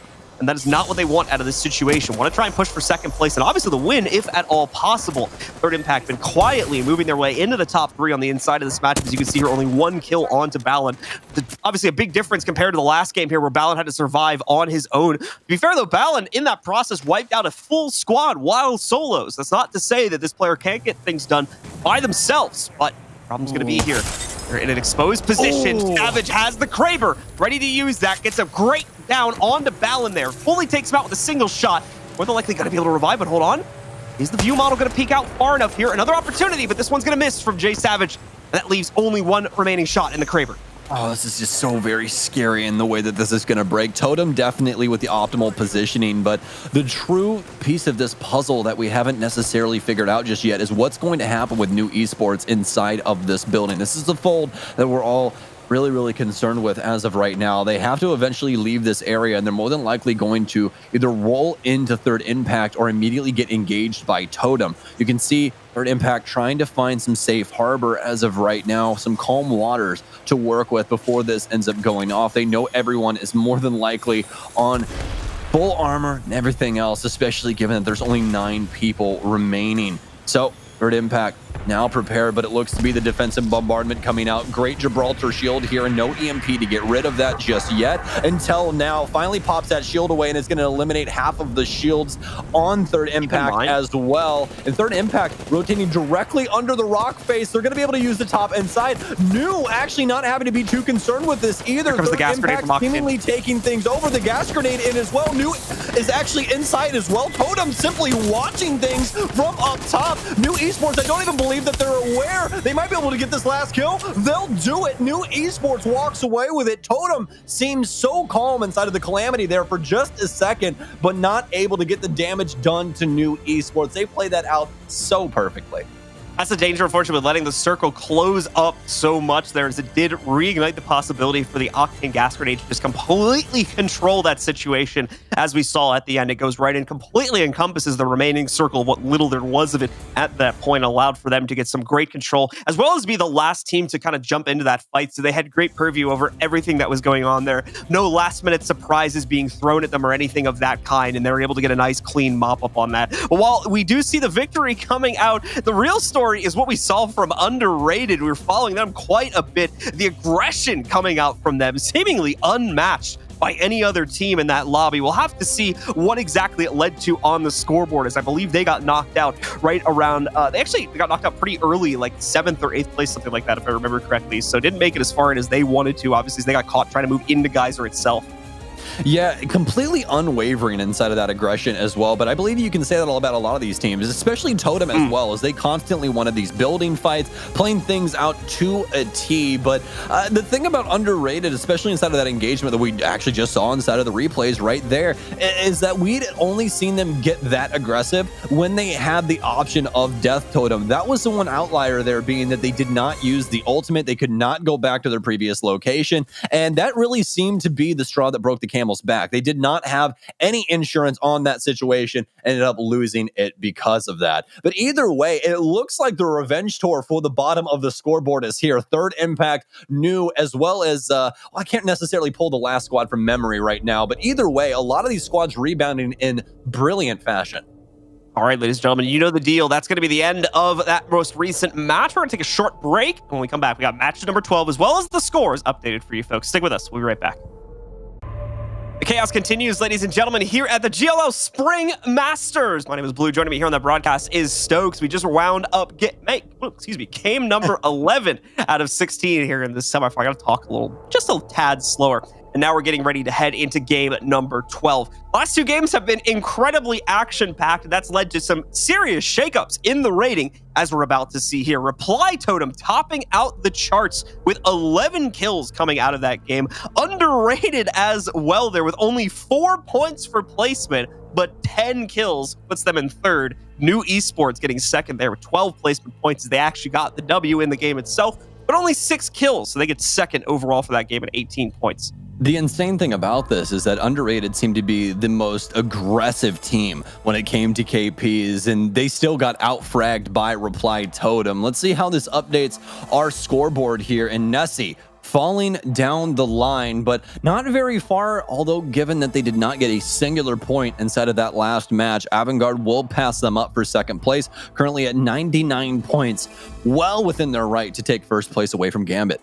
Yeah, Nessie's starting to fall off, only slightly, however, here, still overall keeping up a good performance. To be fair, the circle has been brutal the last two games here, so you can't really blame some of our top dogs for getting isolated out on the rotations into what has already been a very, very difficult move for so many of our teams, as you've seen over the last two circles. So I bet they're hoping a little bit here that things may start to change up. Alliance still hanging in there as well, unfortunately falling off a little bit, being overtaken by Underrated once again. That's been like the constant story between those two teams. Underrated and Alliance have been right next to each other on the scoreboard for pretty much this entire tournament, and it is going to be the exact same thing here as they are tied once again in a dead heat for 5th place. And actually, Avangard currently with the most frags as well at 62. And we haven't been able to see too many of their engagements just yet, but still topping that. And that's definitely assisting inside of the placements as well, because their placements haven't necessarily been the best thing for them. It's definitely been those KPs coming through. So we'll see if that continues on throughout the day. But this is making for quite the story here coming into these last handful of matches. Yeah, this is it now. We're moving into the final couple here. We've only got a few left here, a few left for teams to be able to make impact. As you can see, moving into match number 12. Let's get to it, ladies and gentlemen. We're going to be following New Esports. The current winners are the champions, whatever your preferred wording is from that previous matchup. And we'll get to see exactly how they'll start out this game. And of course, where the rest of our teams are going to land as well. Had a little bit of aggression last time for those who missed it. The solo queue goats getting encroached upon by Kick right from the drop point. And that may force a move from solo queue goats here as they try to play into this once again. We'll see if they try to take control of the same spot or if they're going to maybe negotiate for something else. More importantly, try to watch out for Kick this time, as obviously things didn't work out too well when they landed right next to them over in Skyhook. But no, instead going to be T-Rex finding a player, it seems, from the looks of things here, and able to down them as well. DZW getting knocked out by this squad. They're looking for more, and they're going to find it here as Dippities gets eyes on another target just behind him. Oh, no one able to land shots just yet on Dippities either, but finally one connects, but doing a very good job with this repeater as of right now. Has some arc stars to work with as well, but don't believe he has any shield cells or batteries on him, and they're immediately going to get aggressive and crack that shield of the Gibby, continuing to chase him down, and you're not necessarily going to get away from Zerfer here is, well, that's Octane, and, well, good luck with that one, as we all know. Running him down, but actually going to get some assistance from their friend. Looks like Zerfer might be in some hot water, but able to, well, back up and immediately get back out that Eva. Cracks the other shield as well to assist his teammates. Kearney moving in, will get some help with the Mastiff. Or actually, no, excuse me. I was expecting a shotgun there. Not at all. It's the triple take instead, which, I mean, if you want to use it in that way, it still does indeed have a spray pattern, So T-Rex going to be able to get the first 3 KPs on the inside of the matchup here. Contesting a countdown and making very quick work of their opponent's squad out of that situation. Not necessarily going to be completely safe from the looks of things. Never mind. That's way out in the distance there for Zippeth, I think. So not of any immediate concern. We do have Avangard around the corner from them, however, in relatively close proximity. So that could potentially come up in a few moments here. Not to mention, of course, you've got Zron's squad sitting right across the way. That's going to be CMK over across the divide here, should they end up colliding. Finally going to get a different circle, and boy, is it going to be awkward. As you take a look there on the north side, that circle goes right in the middle of one of our canyon divides, so more than likely going to force out a rotate from some of our teams later on. You can see Third Impact as well, working their way up there now to be able to take that early positioning and play into that once again for the late game. Well, Third Impact obviously going to be absurdly aware of what is going on with Ethics from what we saw yesterday and the constant drops in battles that we saw amongst those two inside of the epicenter as well as refinery area. So we'll see if that happens yet again on the rotation for that circle. But either way, though, we're now on board with CMK as they're currently working their way through this valley, just simply trying to find a way up towards the circle. They're already safe here, so just simply need to take their time, find some more loot, and, well, get on their merry way. But either way, it looks like they have been scanned. Don't have to deal with that, as we'll be changing things up immediately. GYD, a squad that we've been seeing quite a few, well, let's just say action-packed engagements from throughout the day, as well as yesterday, not seemingly slowing down in the slightest. They're looking to rebound here and try and find some more KPs and just overall a better placement. GYD getting ready for the potential aggression to swing out around them there as they'll get scanned out by their current opponents, Bloodhound. No immediate aggression or commitment to the fight, though, as they've got a nice little bunker set up for themselves, even some mats sitting onto the ground. Switch over for a moment, take a look at Avant-Garde, who are still in the process of looting for the most part here, or at least it is the case for Defaust, who's actually kind of off on his lonesome right now, judging from the mini-map anyway. Curious to see where the rest of his teammates are. More importantly, okay, never mind, they're not too far behind. They're just a couple steps behind him as they were finishing up the loot back there, and this is going to lead them up to the north side of the map, I believe, so could it take them relatively close to the folks on third impact, who I believe were also in this area. Yup, in fact, they're right around the corner. Like I said, this is going to be a really awkward circle, especially for teams that rotate in late here, just because the late circle is not fully known as of yet, like rounds 5 and 6, and that could obviously lead to more. Yeah, it's going to be working itself over there, and that's why we see TI in that position earlier on trying to take that. But for squads that try to fight in the open, say to the west side of the green circle or the far east side, they're going to have to make some pretty major rotations, and that's going to leave some blaring issues for them later on if they get cut off by those canyons that are still going to be in the midst of that cutoff. And you can already see the calamity that we're in the store for when the rotations start to come through. And it seems like things are already beginning to pop off on the north side of Epicenter where this circle is. And Cray taking some shots, but also trading some damage back onto another squad. Either way, though, when it comes to this area, as we were talking about previously, it's going to be very difficult for a lot of these squads, especially the ones rotating in late. And on top of that, especially the ones trying to rotate in through the rail system, using those tunnels is going to be very, very dangerous. Not very much cover in there, all except for the rail cars. So it's just going to get quite congested depending on how many bodies we have inside of that area. But it looks like we have a lot of squads already working their way through Epicenter as we still have a squad over at Refinery as well. They're trading blows back and forth. Alliance on the move here, trying to get themselves into a good position to work with. Already inside of the round 1 circle, of course, so not too much of an issue there, but looking to work their way forward beyond this and see if they can scavenge anything else. As both Vapes and IPN sitting right behind Hawkins now as they move forward. There is going to be new esports a little bit further up the field here. More than likely, Alliance not going to be able to get too much of an engagement onto this squad. Might be able to rip off a couple of shots real quick, but highly doubt they're going to make much of an impact. T-Rex, who we talked about before, getting aggressive in the early round towards Countdown. They're able to take out our first squad in the game. Now going to get aggressive upon themselves as Kearney taking some heat. Ready for it, though, and is able to fend off the large majority of this aggression, prevent the outright door push while he loses about half of his shields. And it's Kick sitting on the outside here, trying to put the pressure on them from both sides of the current facility. Problem is, Kick seems to have a third party throwing shots at them already. Cybeck just having some bullets and tracers go his way. Not seeming consistent, though. That team doesn't really seem to want too much of it. Kick is going to push to the inside of this. Full commit to the fight against T-Rex. Already downing 2 of them, and none of themselves have been taken out. So that's a nice, clean fight being taken by Kick, and more importantly, won by them. To take them out, of course, they'll have to be ready to immediately refight, as there is another squad, Nessie, in fact, jumping on to try and third-party this engagement, and a great start. Already going to be able to down one of the members of Kick. Shouldn't have too much of a problem following this up, as they're going to continue to push the envelope forward, and they succeed in doing so. Nessie get the 4th party out of that situation after we just saw Kick clean up T-Rex. Yeah, Nessie has to be happy with that, but it seems like they're going to come out on top of this Venn diagram that we saw from the shields inside of there. Either way, though, looks like we'll be able to get away with some more mats, and they'll definitely be happier with this start as opposed to what we've been seeing from their past. Already past that 19th place finish, and they have some KPs, so really no complaints over on that side. Either way, though, Gambit Esports now in some trouble of their own as Hardeki under fodder, but only going to lose a little bit of that shield. Get right back up on top of the cells, get that shield back to full HP, and they'll be good to go. But we're reaching a low point now as that first ring has just hit its mark, as we'll be waiting for the second one. Not going to be too many engages, although things have definitely started off strong here, as we've already lost 5 squads before the second ring even starts. It's a lot of squads getting bled out. Teams getting more and more aggressive as we get towards the end of the run in the bracket overall here. Teams know they need to make up the difference in points. Gambit specifically here still fighting for their first place position. So many squads within just a couple points of them. So those couple of extra KPs may mean the difference between first and second place, especially as we get towards the end of the run here in games 15 and 16. You're really going to start to see that more and more, I believe. So teams continuing to get compressed further into this endgame circle, over here towards the top of the map. It's starting to look a lot like what we had from Geyser, as everyone's vying for early positioning, as that continues to be a key element of victory, it seems. Air trying to work his way into it, but you can see his team does not have the best path forward. It's just an open run. Push up onto Third Impact, with the Third Impact has a secure bunker to play with. Not to mention the fact that Air Squad could get crunched upon from their flank.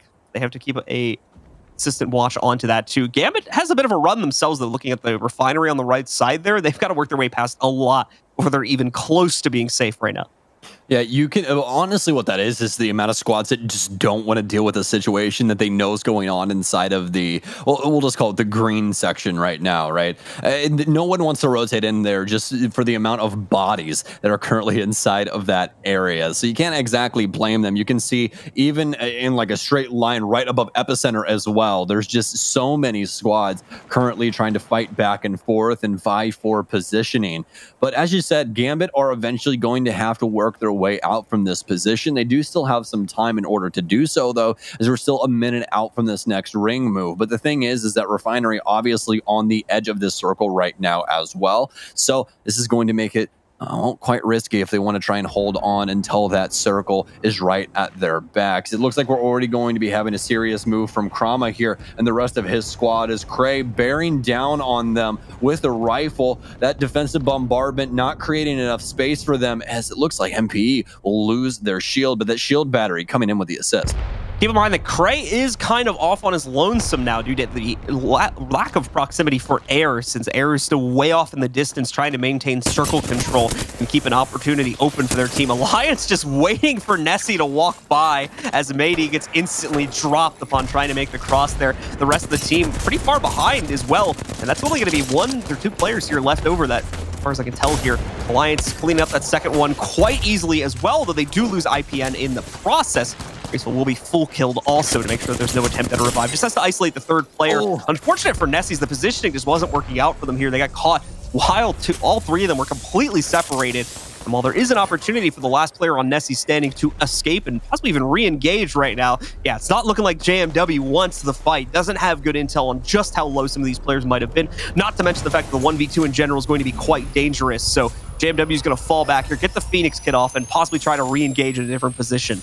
Oh, this is so unfortunate for Nessie right now. We were talking about how the start to this match was just so much better from what we had been seeing. You know, obviously that last match, 19th place, 0 kills as well. So that's 0 points there. They're going to have some points inside of this one. They'll have at least 3 KPs, but that's not even enough to close the gap between them and first. They need placement points, and that's something that we've been looking to them for throughout this entire tournament, where they've had just fantastic finishes, but that's mostly been with those circles favoring the left-hand side. And with today changing up in stark contrast to yesterday with how these circles are placed, it's getting to be extremely difficult for them to find those same placements. Underrated now with some heat, though, as Dazo getting tagged up, flying through the air. It seems like they've got multiple squads to deal with in this area, and one of them being Third Impact, as they'll take down Dell from GYD.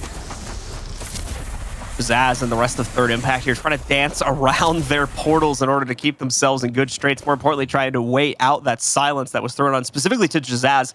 There's not much Jazaz is going to be able to do while waiting that one out. So just continuing to bounce back and forth between it. Over to major pushers. Keep an eye on here and seeing them try to make some major pushes, no pun intended, but they're going to go for a big one right here, and it seems to be going pretty well. Some serious damage coming out from Ranches. They try to clean things up, and they will succeed in doing so. It's crazy. Yoko, as well as Air Squad, going down out of this match now in 12th position. Some major pushers clean that up and get the 3 KPs, and finally open up a pathway into the circle, hopefully, as well. But they're still going to have to deal with Third Impact on this route. They're kind of gatekeeping the large majority of teams that are working their way in here right now. As you can see, that orange team, the brighter orange team in the top center, is TI, trying to block the way in for quite a few of these squads moving in from the right side of your screen. Well, it looks like we're losing about 5 squads per circle as of right now, and that's not something that we're used to usually seeing inside of these engagements. But either way, much more high-paced game here amongst these guys, and it's been very dynamic so far. New Esports with some fantastic positioning now, especially for this triple take, able to get a crack from post kill. We saw New Esports have an amazing showing inside of that last game, especially from this man on our screen currently, who had the clutch gas grenade to be able to secure the win inside of Geyser in that previous matchup. Nessie's still alive, more specifically JMW, as he's doing his damnedest right now to fight for some open space. Looks like a possible res coming through here in a moment, but either way, just needs to stay up on top of those medis. And yeah, actually able to get back both of the banners. So Nessie just simply need to try and reassert themselves here and possibly find some loot. But oh no, very problematic as they're trying to work their way into the circle. Obviously that plane very loud on the entry, and people definitely going to know that some respawns are going on. Not to mention, it's a plane in the sky, so it's pretty easy to spot out for quite a few of our players, as we just saw there. But Nessie back into it. As far as I can tell, Matey not getting down in the process of transitioning over towards the next building either, so that more than likely is going to be Nessie back to relatively full strength. It obviously depends on what kind of firepower they're able to get for themselves with the limited loot still remaining onto the ground. But taking a look at this next fight here for Alliance, they're going to be able to down one of the members of Reply Totem. Still a lot more fighting to go on here, though, as Vapes has had to fall back. The other members of Alliance also currently trying to recover on the other end of the portal. Vapes is good to go, though. Needs to move in to assist these teammates, as they'll have the bubble ready to drop in another 10 seconds. And they're going to need it with the amount of fire currently coming onto them as they try to transition into this next circle. Yeah, other bad news is that they've already used that defensive bombardment, and it seems like these teams are not slowing down anytime soon. Alliance trying to fight back with the G7 right now, but Vapes not able to land any shots. Instead, back up on top of the shields, able to get the crack down as, oh, the engage coming through now for Hackus. Fantastic move up the rope, able to deal so much damage to the Gibby, but not before Gibby's allowed to get back into the shield. So that'll be a full shield for Zippeth, as we'll have solo queue goats inside of this battle as well. But you can see we also have quite a few squads actually inside of our rock face here as well, just simply waiting for any rotations to come through. Taking a look at the teams that have been knocked out, some notable ones going down. GYD, of course, who was contending quite a bit yesterday. Kick as well, we saw getting knocked out relatively early on. T-Rex, one of our top contenders in the semifinals, also out of the mix. Other than that, though, the top pack still very much in the fight right now. And every single team, except for Underrated, still has all three players alive also here. Underrated, obviously going to be a little bit more quieter on the inside of this game as a result of losing their third. Can't really go for those aggressive swings anymore here, but Major Pushers can, as they're working their way forward. Already have a squad down and nearly taken out. There we go. That's going to be Nags falling last as we see Major Pushers clean up yet another squad. Quite a few KPs going their way here that we've already been able to catch on camera. There's at least 5 for them secured on the inside of this game. And they'll definitely be looking for more here as they breach into the top 10 relatively soon. And truly incredible from them so far, as yesterday was definitely not Major Pusher's day, but today seems to have changed up for them, especially inside of the kill department. Well, just really overall, no real placements or anything boding too well for them. But now, speaking of which, solo queue goats in a lot of trouble, and more than likely a decisive ending to them pretty soon, as Alliance bearing down on top of them. And not only that, but 0 damage done to Alliance as well, as they've already got a single target down, as well as I believe another. It's all down to a singular member of solo queue goats who has already lost their shield. Plushka with just superior firepower as well as superior positioning as of right now. Looks to be like shield battery and a possible engagement here as Plushka does get the ping as to the situation going on in between these two rocks. It's a possible flyer by as well, unless that was a crypto drone. And yes, that's exactly what it's going to be. It's going to be ZH on that for Avangard, as they're looking for more KPs to benefit this squad. But again, oh no, Plushka missing some very important shots. That's going to allow them to actually vacate the area, make their way out in between these two rocks. And now it looks like New Esports in a fight of their own as the EMP goes out. Not only that, but we're going to see Roger Bodger take quite a bit of damage. Ooh. The Incendiary going down on top of him, also trying to get out of this bad position here for their team to make sure that they don't lose one of the most important legends they have this early on. Alliance, though, going to be able to clean up. I believe that was going to be solo queue goats going down just there now. They're also trying to deal with this other squad on the inside. Circle's closing very quickly, though. Thankfully, it ends just before it encroaches upon their own territory, so they are given this momentary position of relief. They're going to need to keep up the heat, though, as New Esports is putting the pressure onto them. The hop over, they've got him contained in a kill box. They just need to execute it. Roger with some issues, though. He's going to go down first. That's the initiation they need.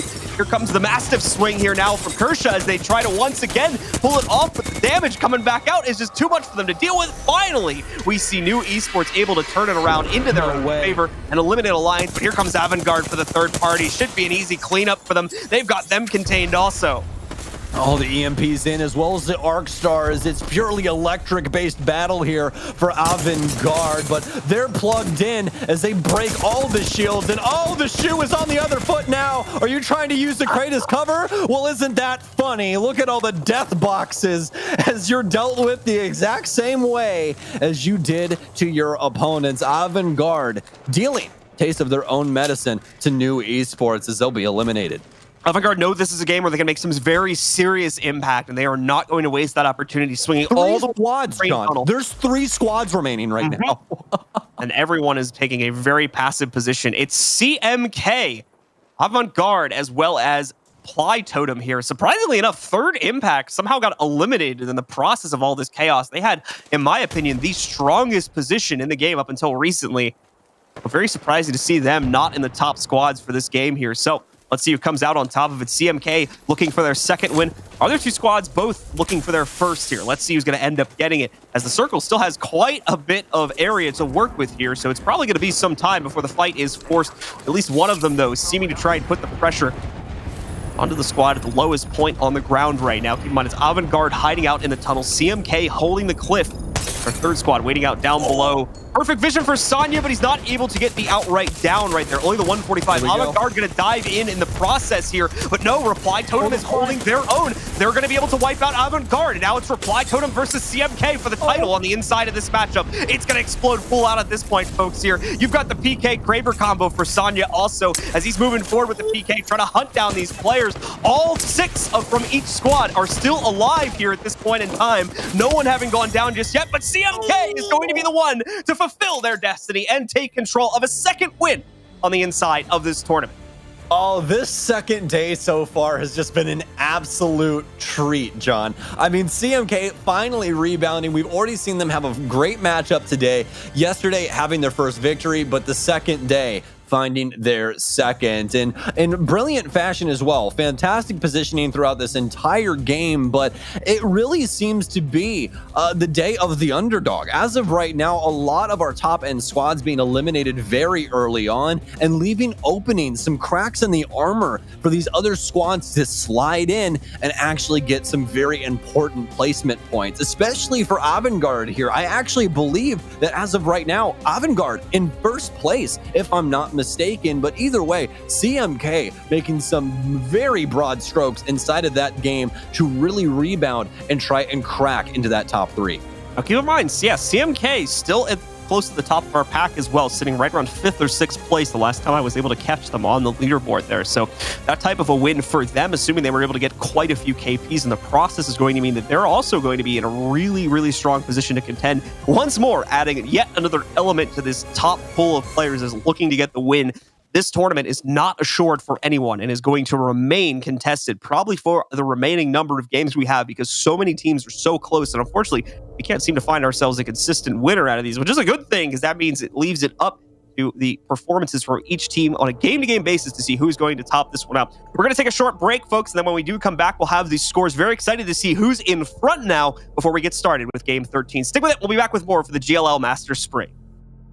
Welcome back once again, folks. Quite a bit of action transpiring here inside of our European finals here at the GLL Masters Spring. My name is Blue. Joining me here on the broadcast is Stokes. We've got the scores ready from match 12. Let's take a look and see who topped things out, and more importantly, who's now at the top of our overall leaderboard. CMK taking that one as no surprise to us. There are 9 kills also going into their favor, so quite a healthy lead at 21 points. The real story, though, is the fact that we've seen Reply Totem keep up. I think this is the second game in a row where we see them have like a top 2 or top 3 finish overall on points, so starting to make some serious moves there on the scoreboard, and definitely going to make a difference to try and push them up a couple more points in the ratings. Well, same as new esports as well. I mean, this team, I don't even know where they came from. I mean, yesterday, very, very quiet. Didn't really expect anything from them coming into today. I'll be extremely honest with you.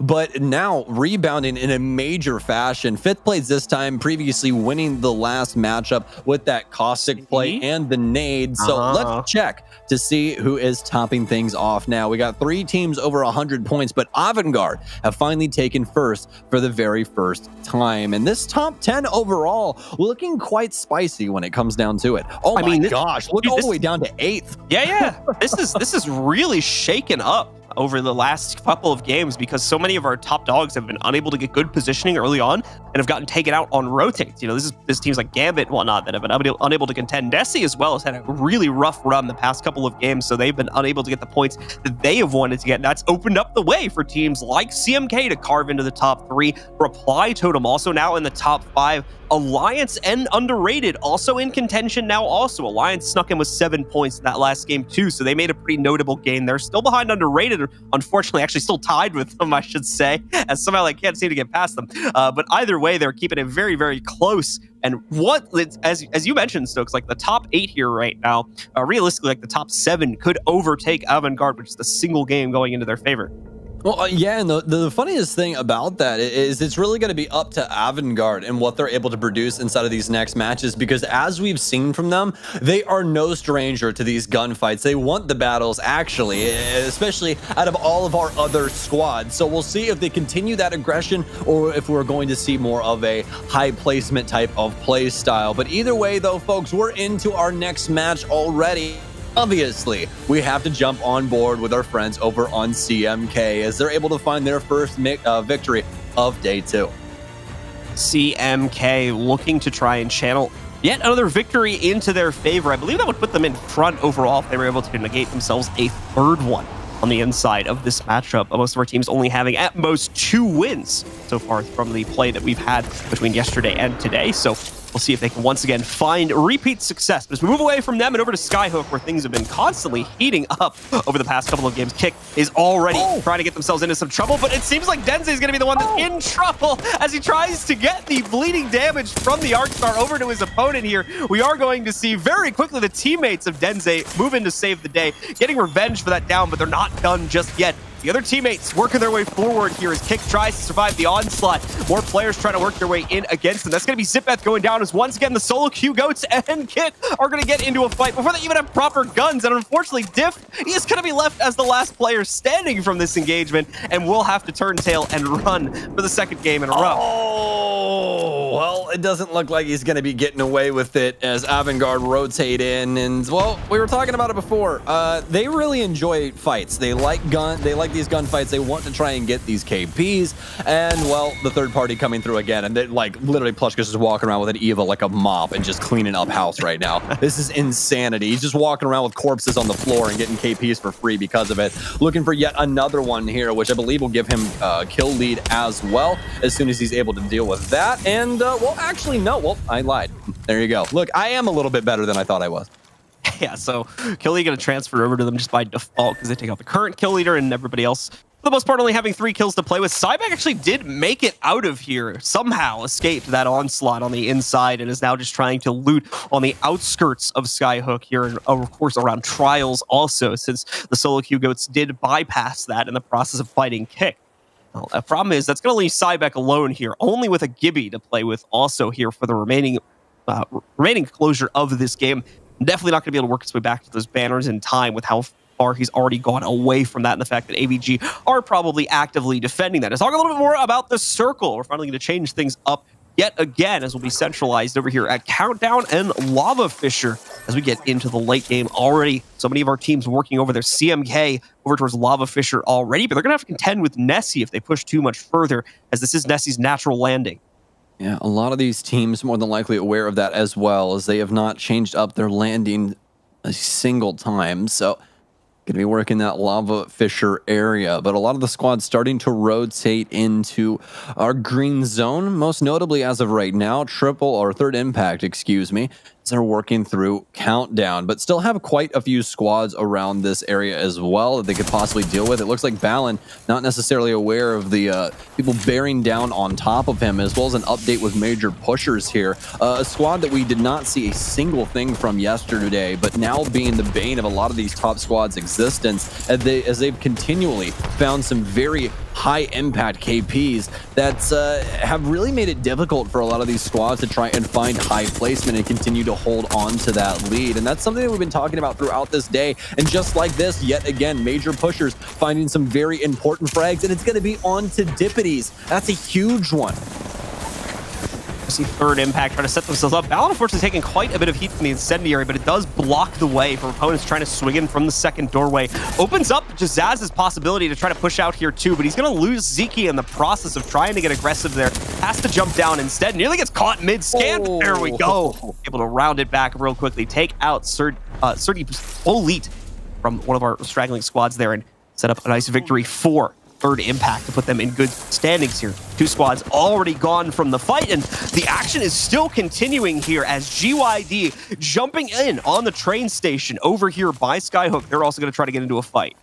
Oh, it looks like Dell's been able to down one of the Kick members, but we only had two or possibly one of those remaining. But either way, still a down nevertheless. So it seems like Kick does indeed have some stragglers around somewhere, just not necessarily helping out their teammate. Looks like it's a hold up in the bottom of the building here, and they're going to quickly deal with that. GYD take down Cyback as well as Denze, and that's going to be Kick eliminated. So both of the squads that we saw earlier on, Kick and Solo Q Goats that were inside of that engagement, both dealt with accordingly, and very unfortunately as well. But OCN, our bottom squad as of right now in the the grand scheme of things on the leaderboard, and while things not changing up for them either, not able to secure a single KP and knocked out in the initial straits of this match.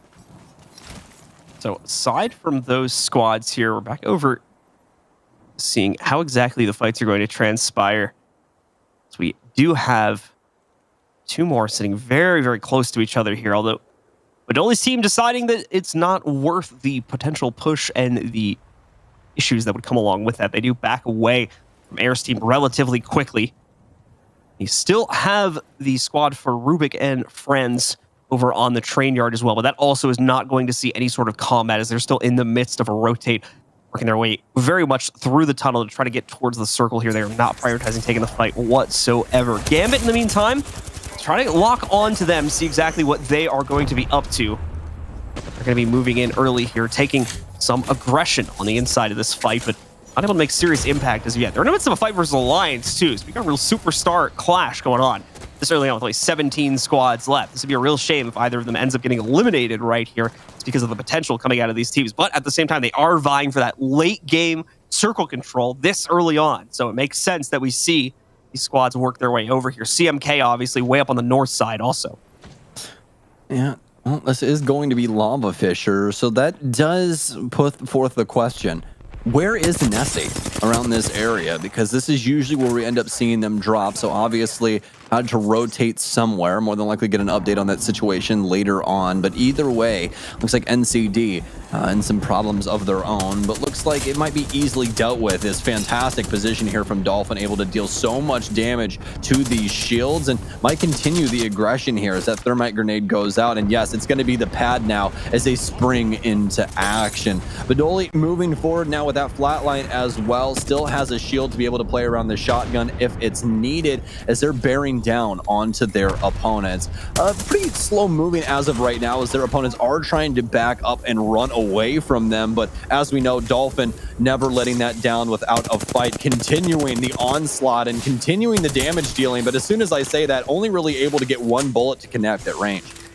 Unfortunately, not much happening there for Dolphin out of that fight, so him and the rest of NCD more than likely going to end up calling that play off. They're not really going to have a choice now is the issue. They are stuck on the outskirts of the circle. To be fair, not very far from the outskirts of the circle, but regardless, as you guys can see, they'll have trouble no matter which way they go here, so trying to decide which way is going to be the safest very quickly. At the same time, their opponent's still down below on the cliffside, also needing to make that push, and they need to do it soon. You can see Yoko getting incredibly low there. Hopefully, he'll have mats to be able to heal that back up. I would assume there is. Yeah, there we go. We're going to see a couple syringes getting popped off in order to keep that player alive and well, as they need to move around here quickly in order to get out of this situation and into the circle. But the problem is NCD may still have to fare off against this team if they route the same way that NCD is currently rotating through to get into the circle themselves here. Well, luckily enough, second circle, so they're not going to be taking really any damage at all. Just going to be that small tick that they'll be able to deal with pretty well, especially given that they have plenty of mats to do so. And Dolphin currently sitting with quite the loadout given the circumstances. Spitfire R301 with that 3x scope as well, so has that LMG for range as well as that R301 if things get hairy inside of those closer engagements, and always good for, well, really anything you necessarily want it for. And finally, that update on Nessie like you were talking about, but as soon as we hop on board, it seems like they've lost JMW. I believe he was downstairs, and it's going to be quite unfortunate for them. They will end up using their defensive bombardment, but it's not going to have any effect over Third Impact, who are currently all the way in the basement of this building and simply waiting for Graceful and the rest of this squad to come down from the attic. Yeah, not going to see much transpire there for some time. In fact, probably won't see it happen. TI actually has a lot more room to navigate down below here than it initially appears. They're not necessarily locked in a basement, but rather just navigating the lower levels of the Lava Fisher facility here. GYD in the meantime still rotating out from Skyhook, has caught one team in the process of that rotation. Possibly Alliance or another squad here just going off the colors, assuming it's the same from game to game, but not going to be able to initiate onto that squad, as there's actually going to be a third element getting added into this one. Spot out even more players in the distance.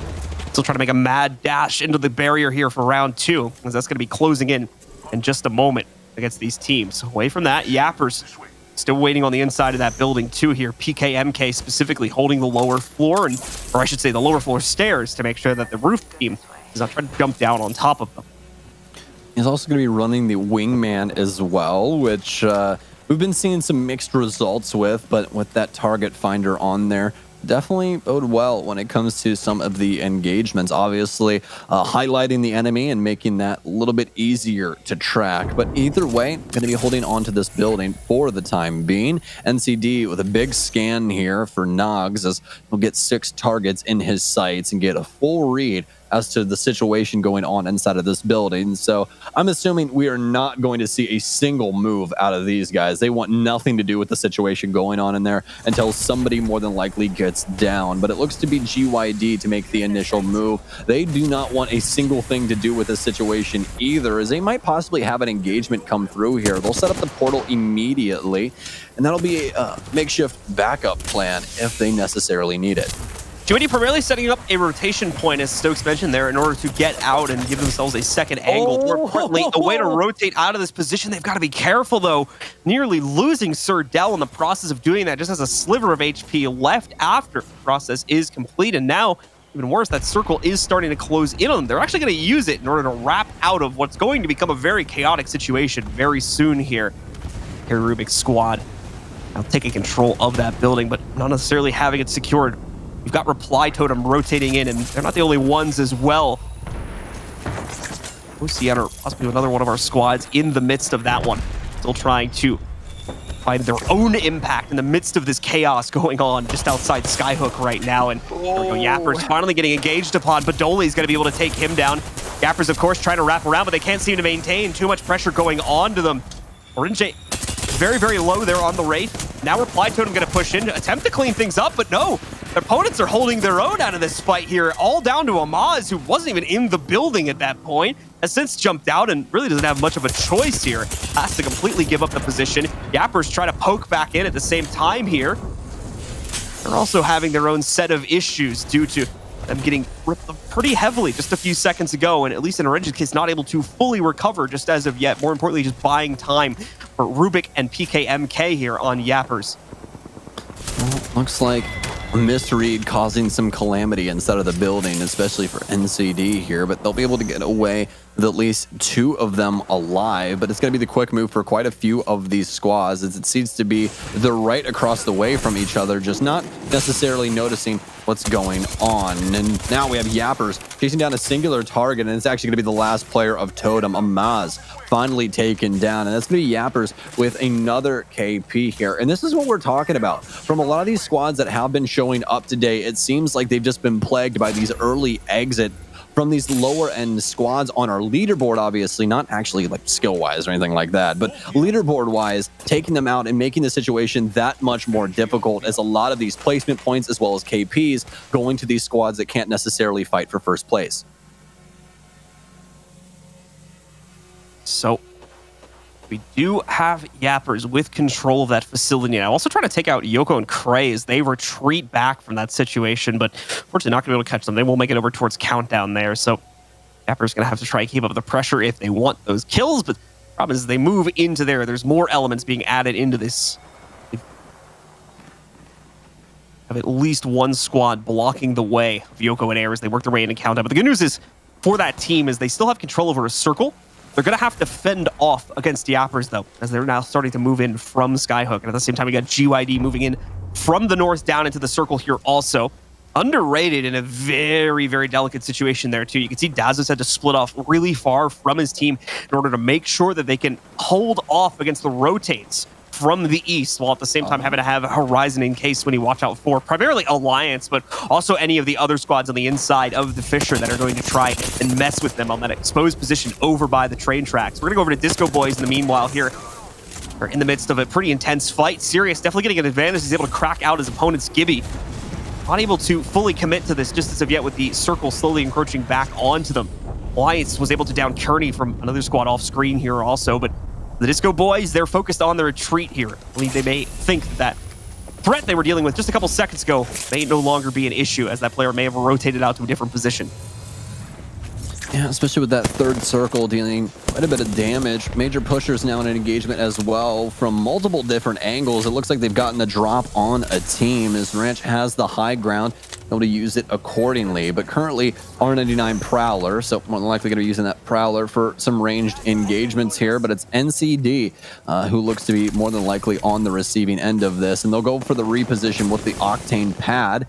They'll fly all the way across Countdown and try and find some safer pastures. Immediately up the rope to try and get the flank off onto this opposing squad. But as soon as we get off from them, it looks like GYD are also inside of some hot water, with a possible rotation through the circle that could happen around this rock at any given moment. Yeah, the rock is cutting off our opponents on the other side of it so badly, and GYD is ready to just rip them apart if they go that way. Clutch Scan comes out, actually saves the day more than likely for that team on the other end of the rock right there, as that gives them the info they need to say that, okay guys, this probably isn't the best idea to push this direction. We're going to go over to Alliance, who are still in the midst of their own engagement. Hakis very, very close to the pressure. Going to see Badoli go down. That is going to be NCD losing a player to Yoko. Meanwhile, that's happening back at Countdown, as we kind of take a look at that real quick, but fights are happening all over the place here as we encroach on our top 10. We'll get our team tracker up here, get some updates on who has been knocked out, and notably NCD, CMK, as well as Avant-Garde, all out of the fight right now, meaning that Alliance, Gambit, Nessie, Underrated, all have the potential opportunity to make serious gains on the points and possibly take the lead with a strong enough point total coming from KPs. And you have to feel terrible for T-Rex as well inside of this. It seems that every single time that a lot of the front runners end up losing out early, they're inside of that pack as well, so they're not able to close the gap how they necessarily want to. Alliance now, though, inside of a fight of their own, but not being too aggressive. They'll get a good scan as to what's going on down below them, but still have to worry about the angle from across the way. Circle coming in onto them now as well, so they'll go for the reposition with the portal. IPN not taking any damage from the circle as of yet, but lots of damage coming in from the Arc Stars. They have to go for the reposition now, as most of Alliance has been down. It's all down to Hakis, who has such minimal HP, gonna need practically a full Phoenix kit to get back into the fight. But new kill leaders coming through here for New Esports, as they'll also get some information on some possible bogeys down low inside of this residence as they take control of the top floor. An important catch there for New Esports, knocking Alliance out of this one on their move into the next circle there. Underrated still in this fight also, and we know how aggressive they've been in the past. Still with a full 3-player count on their team this late as well, so we can expect some more of that to work its way in just a moment. Have that build-up coming in just a moment here for these guys, but for the time being, they're happy with the positioning that they have. A lot of nades working their way in, though. There's going to be a huge amount of pressure going on to Underrated. Horizon can't maintain it. He's immediately going to end up going down. We have an Octane gas mine working its way in there that's going to really get in the way of Underrated's capability to move from this position also. But no, the team that's aggressing, New Esports, is going to get overwhelmed by Gambit as they also run into this fight. Gambit wants to take over not only the kills onto the first squad that jumped into this, but also try to take down New Esports holding on the inside here. It's going to be a bare knuckle brawl as all these teams fighting within just a few inches of each other. Gambit can't maintain, though. All coming down to Artico to try to clutch this one out in the 1vx, using that down shield quite literally as his own, trying to maintain sitting here. It's going to work out as we see a couple more players fall. Artico gets his shields back up, but does not have the confidence to go for a res just as of yet. They are blocking him into this corner, buying him the time that he needs to get those shields back up, but it's not going to last forever. GYD still sitting in the midst of this fight, and they are not the only ones. There is at least one other squad mixed up in this somewhere here as they try to survive. The Gambit are finally going to falter. Their first two players getting knocked out. Their third right around the corner. Still alive as far as I can tell here on the inside of this situation, but GYD certainly have control. I think the death boxes are stacked so damn high that you can't even get in the door. So Gambit have to worry about a single entry to this building now. And I also believe that Articia will be able to recover some banners here, but the issue is, look how tiny this circle is. It's not going to benefit them in the slightest. Exactly. No benefit in that regard. This looks like a GYD game all across the board. But funny enough, we still have 6 squads inside of this, so that doesn't even matter, actually, is now GYD coming under fodder. They'll need to create some space here as the circle starts bearing down on top of them. Yuki getting some good damage off here as these squads continue to muster up and jump right into the fray. The damage coming back and forth. And yes, John, they can't get through that door. The death box is too big, but as soon as I say that, Ethics finds there we go. They can hop it. They crouch over. They have to jump and crouch over all of the bodies currently inside of this building. We're down to 3 squads and 7 men remaining. Ethics currently controlling the kill house, but they need to put in more effort here. It's still 2 other squads left in the mix. Only one of them with full capacity, though. It's a 3v3v1 as far as I can tell. Is have lost everyone except for Krama, who's now trying to play this out to see if he can get a free second place and the extra 2 to 3 points that would come along with that. Look at all these boxes, man. We've seen like 4 or 5 different squads sitting down here, all getting wiped out. Apparently 8 boxes sitting in the midst of that chaos right there. So nearly 3 full squads dead on the floor right before your eyes. Yeah, Disco Boys not really having any fun no longer, especially given the name. It's just kind of tragic because I don't think they're dancing very much anymore. Either way, though, it'll be a better finish for them, and I believe one of their best finishes that they've had.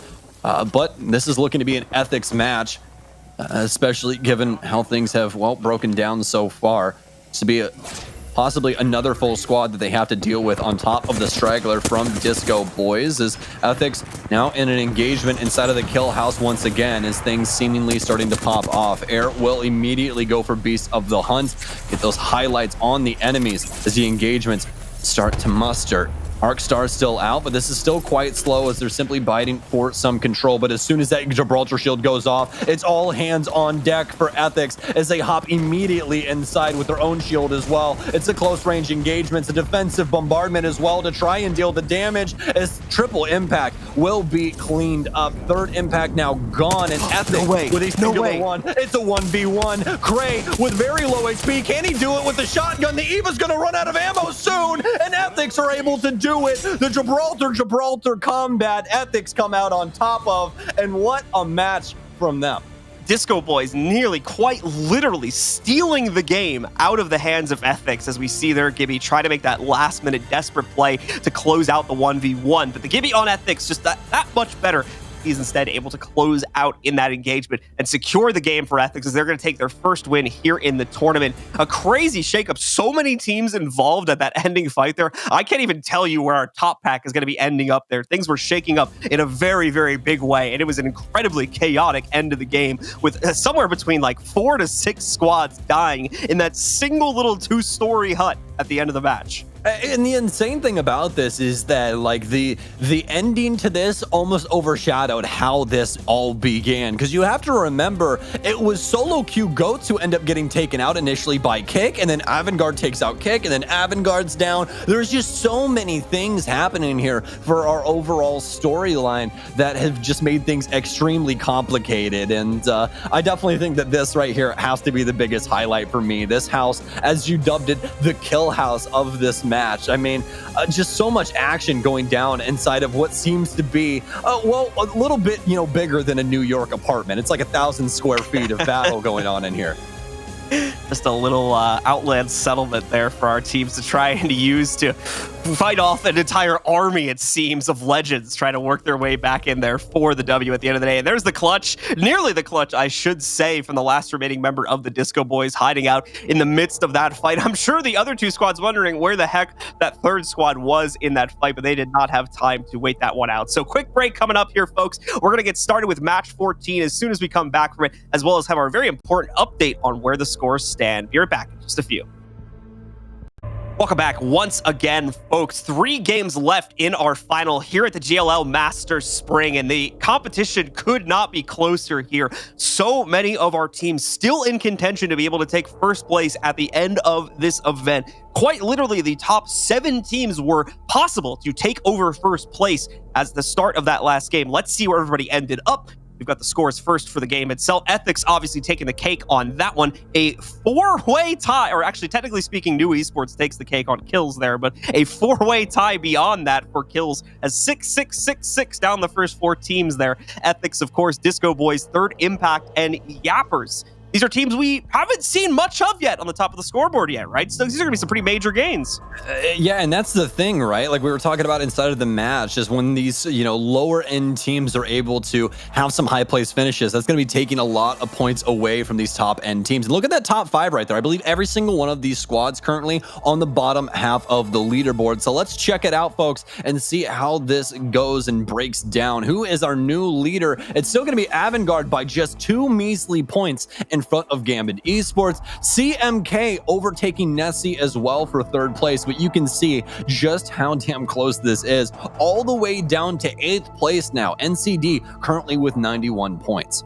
Okay, so generally we're using a margin of about 20 points for teams to be able to come back in a single game here. So that means Reply Totem, Nessie, CMK, Gambit, and Avangard all competing for that at the moment here with, to be fair, Underrated Alliance just a couple points outside of that, and with an extra stellar game, could still make up the difference as well there. We are not done as of yet. NCD even in that pool also there. So it's really a top 8 fight here now as all of these teams are fighting for survival. You guys will note, of course, that the large majority of those teams not able to make the impact they would have liked in that last game. So we're not going to see much movement in the pack other than Avangard slowly maintaining their lead and growing.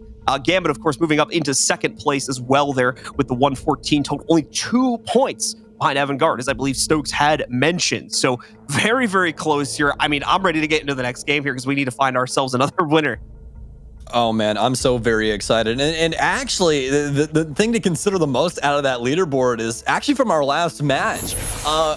All 5 of our top 5 from that previous match in between 11th and 15th place on the overall leaderboard. And that's why we're seeing this get to such close margins amongst all of these squads. Ethics finding their very first victory inside of that last one. This is looking really, really solid for some of these teams to get inside of the money that we know all of them are fighting for. All right, guys, so let's get into it here. I was going to follow Ethics at the start as they're going to drop their way into Fragment. We'll see where some of our other teams are. We've obviously had quite a bit of contention at Skyhook. Skyhook's becoming like a constant battleground for drops every single time, and that's not the only place. We've had one battle recently, a countdown also 2 here. So it's not completely out of the cards here that we won't see teams fighting immediately after the drop. Let's take a look and see if, in fact, that is going to happen at all. Here is Ethics just working their way back down over here.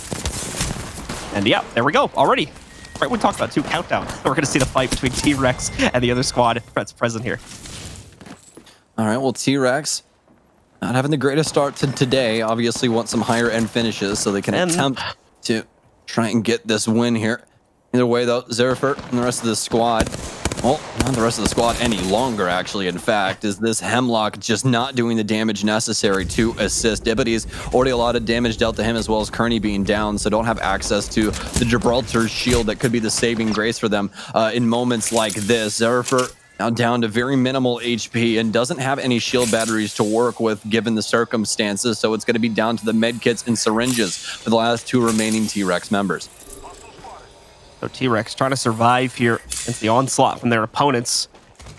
A bit of an arsenal built up specifically for Dippity's. He can definitely get back into the fight at any given moment here, but the most important part about this is trying to get that Gibby back into the fray here, especially if their opponents try to get aggressive with their own. They need that shield to play into these close range fights should they transpire. They're going to be able to get him back up. Kearney back in the fight. Zerafer taking an engagement. In the meanwhile, up on the front partition of Countdown here, needed to back up relatively quickly. Even a shield swap being maintained during the process of that fallback. He'll be okay, and obviously with some syringes can get himself back to relatively full HP, and we'll be there in some time anyway due to the passive health regen on his Legend. Circle, as we take a look at that, we are going to have a little bit of a different one, kind of similar to the one we had about 2-3 games ago as we drift over towards that northeast side of the map, prioritizing Epicenter and Survey Camp, and already a couple teams routing their way over there. But Skyhook still remains a battleground. Kick, as well as Solo Q Goats, are in this constant battle, it seems, in this game is going to be no different whatsoever. It's our observer bet as to where the circle is going to go here.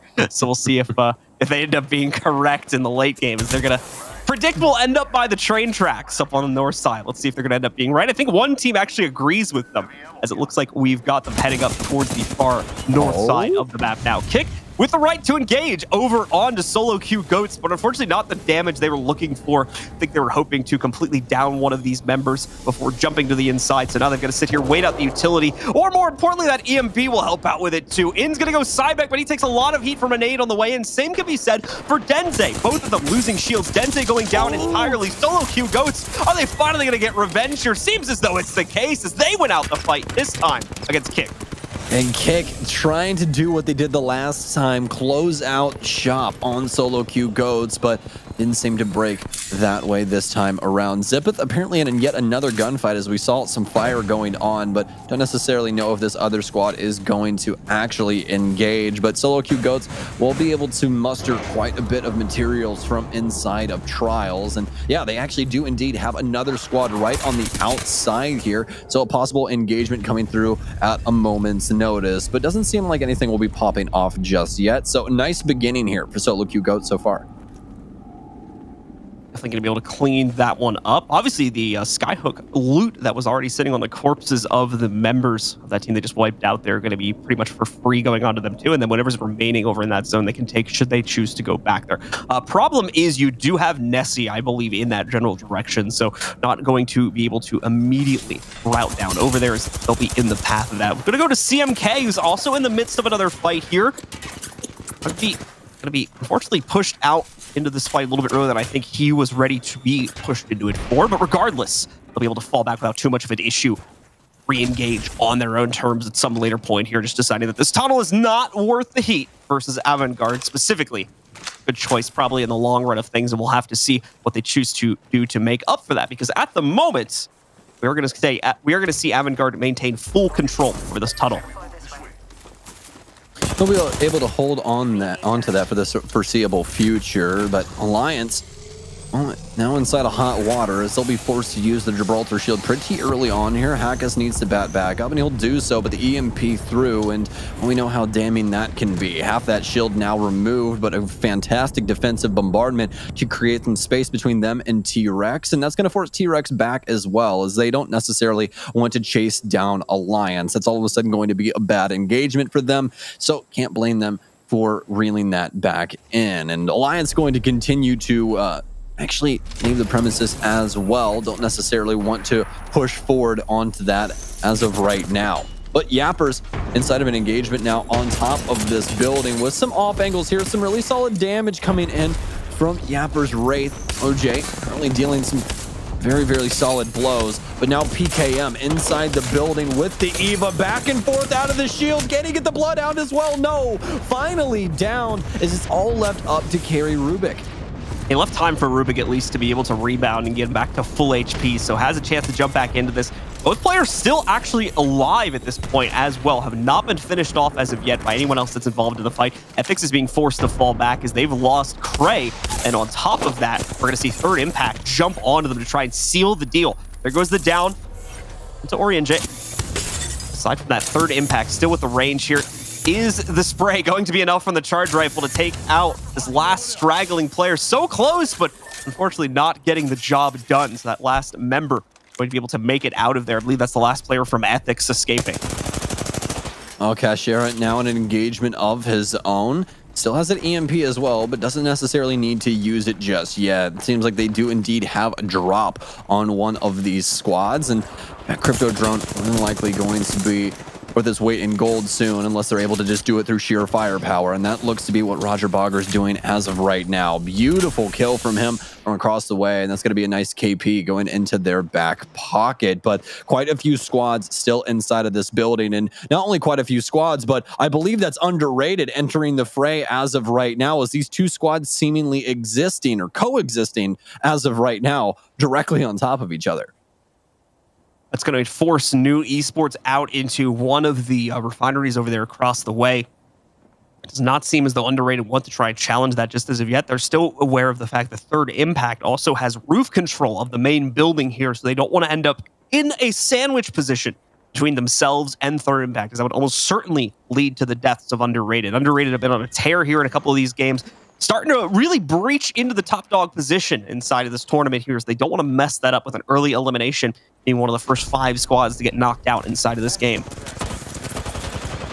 Well, Avant-Garde still in control of this tunnel, although it does seem to be fading slowly. DeFaust already losing quite a bit of HP, as ZH simply trying to hold things down for his friends whilst they try to shield back up. They'll need some assistance very soon from what seems to be a possible EMP coming out here from ZH. Gets on the crypto drone and really just uses it for information gain as of right now. Just going to move that forward into a position to where if they do try and aggress, he can pop that EMP at a moment's notice and turn the tide of battle. But it's solo queue Goats actually on the delivering end as of right now. Def taking quite a bit of heat. No back up to get back up with these cells and start to shield. So Shiv actually with forward progress here, that EMP not going to come through, as finally actually it will, but I believe that it's only just going to be a disengage use instead. Bit of a slow push here from the solo queue Goats now that they've been able to push out Avant-Garde from this position. Gonna be happy with, oh, there we go, actually. ZH getting knocked out completely there, and will more than likely lead to possibly the end of Avant-Garde. We'll have to see if anyone else survived the engagement. For now, solo queue Goats taking over this very powerful spot on the inside of the train tunnel. Lots of cutoffs here for them to be able to use. Third Impact back over towards the refinery seems to be getting themselves into another scrap in the meanwhile there, as they're taking down yet another squad here, trying to eliminate them and keep the increase on those KPs. Aside from that, looking like Skyhook seems to be the main battleground for at least 3 different teams. That includes the solo queue Goats, who are diving into this head first also. They'll move in, immediately find engagement against another squad here. Shiv looking for the way to route back around and really get into the inside of this building, but upon meeting that squad and seeing that they're fully bunkered to the inside of this, they're going to back up to the next building over and play safely into that position while they wait out the circle. Well, defensive bombardments on deaf ears, and it's going to make this kind of complicated for either of these squads, but not necessarily, as neither of them really are hopping to and trying to progress forward. AVG still holding on to this building, as they did lose one of their members earlier on, so just trying to go for better placement. As soon as we say that, solo queue Goats will hop immediately into the building. The Gibraltar shield already down, using that to a T to deal so much damage to this squad, and oh, they'll just make mincemeat of AVG, and that's going to be a very quick defusal of the situation. But now T-Rex jump into the fray. A lot of squads going to be happy about the elimination of Avant-Garde. Keep in mind, they are one of the top teams right now and certainly contending for first place, if not pretty much in that position already here. Solo queue Goats had to be careful that the third party is trying to route its way in. T-Rex attempting to capitalize upon the chaos that just transpired in this building, but it's not working here. They're turning it back around. T-Rex only able to down Diff so far.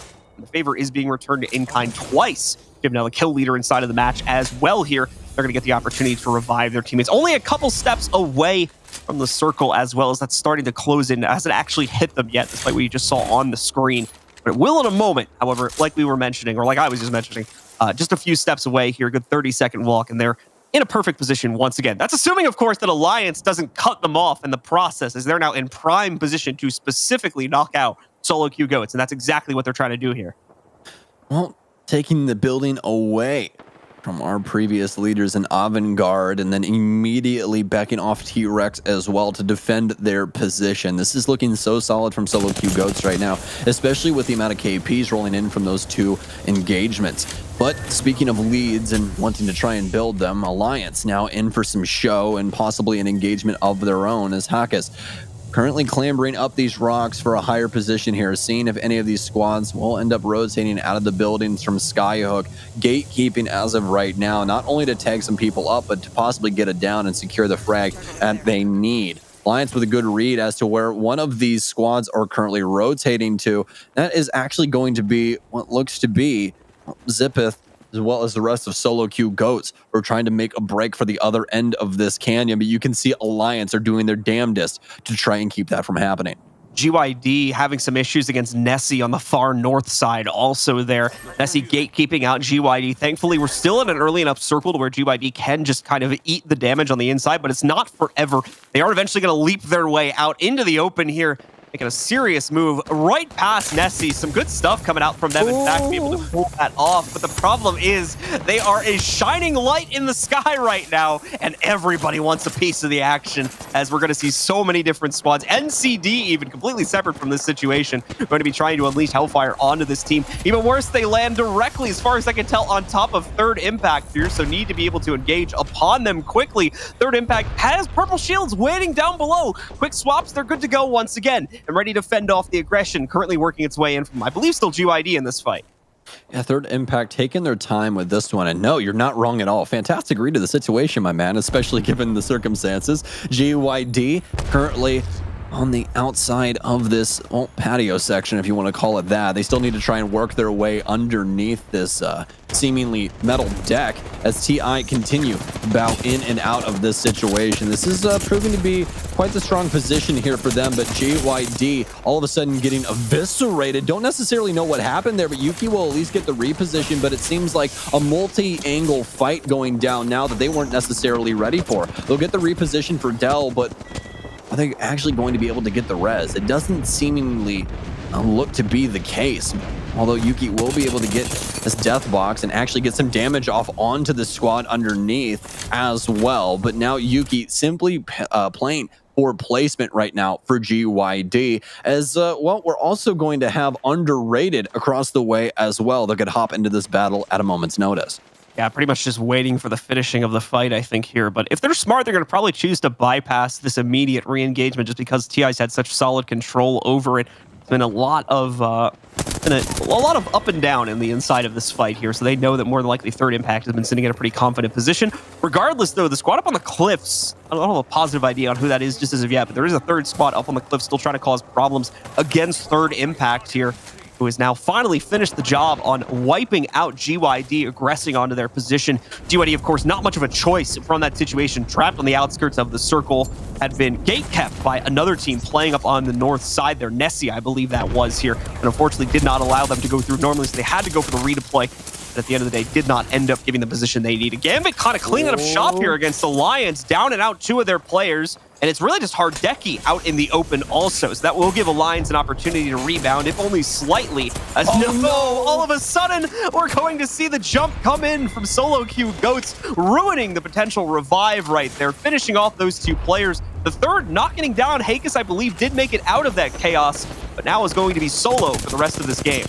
I was not assuming that solo queue goats was going to do their own rendition of The Shining, but that door break right there, truly incredible. Able to work their way in and get the downs. Gambit Esports on the rebound as of right now, able to get everyone back up and on top of their shields. That's really, really good when it comes down to it, but it looks like Underrated want a piece of this smoke as well as possibly the whole pie. TI in battle with them currently as the shields dipping back and forth, but currently TI getting the worst of it. This is going to be a rebound to the death totem. That's what we've been expecting from Underrated all day today as they're on the engage. Still have DayZo out with the death protection as well. Just a sliver of that HP to be fair, but he's making it work for the time being as he's going to continue to unleash all of that damage before finally losing the protection there due to the expiration of it. As he works his way forward, however, we are going to see them lose that Revenant, probably the most important character for their specific playstyle here. That does not mean they're out of the running just yet, but with 12 squads remaining, it's certainly going to force a change up in their playstyle. DayZo back up on level 2 of this structure, trying to isolate out Balin and take him down. But K-Swinny more than likely going to be the player that runs into him next. There we go, able to take him down. That's the last player from Third Impact as they're successfully taken out by Underrated. They will now take control of this facility. Oh, no. Looking for the last player alive there. Yuki from GYD just hiding in a corner. Thought they could stay hidden, but not the case. They're on the hunt for that player and able to take them down relatively quickly. NCD under a lot of trouble here too, getting jumped on by Nessie. They'll be able to take them down. But look, even Nessie aren't secure here. Graceful and Matey having to fall back from that fight, keep themselves in a good position here to stay alive more than anything else as they deal with the pressure from CMK. Speaking of which, CMK is still in the fray, like you were saying. They're here, fully healthy. Just have to get some shields back online, especially for Sonya now that he just lost those because of that defensive bombardment. But they're looking really solid coming into this top 10 right now. Fantastic positioning here on the train tracks, but this is exactly what we expected given this circle. It's so very difficult to try and fight out of these. And it looks to be that Gambit, possibly with a reshield and re-engage through their own portal. So we'll have to see if that ends up breaking down that way. But oh no, actually, I believe Gambit done and dusted as that kill feed going to update us as to what happened with the ring there. But now CMK on the defense, but most notably the crypto of Jran, as he's going to have to back up now as he's taking quite a bit of damage.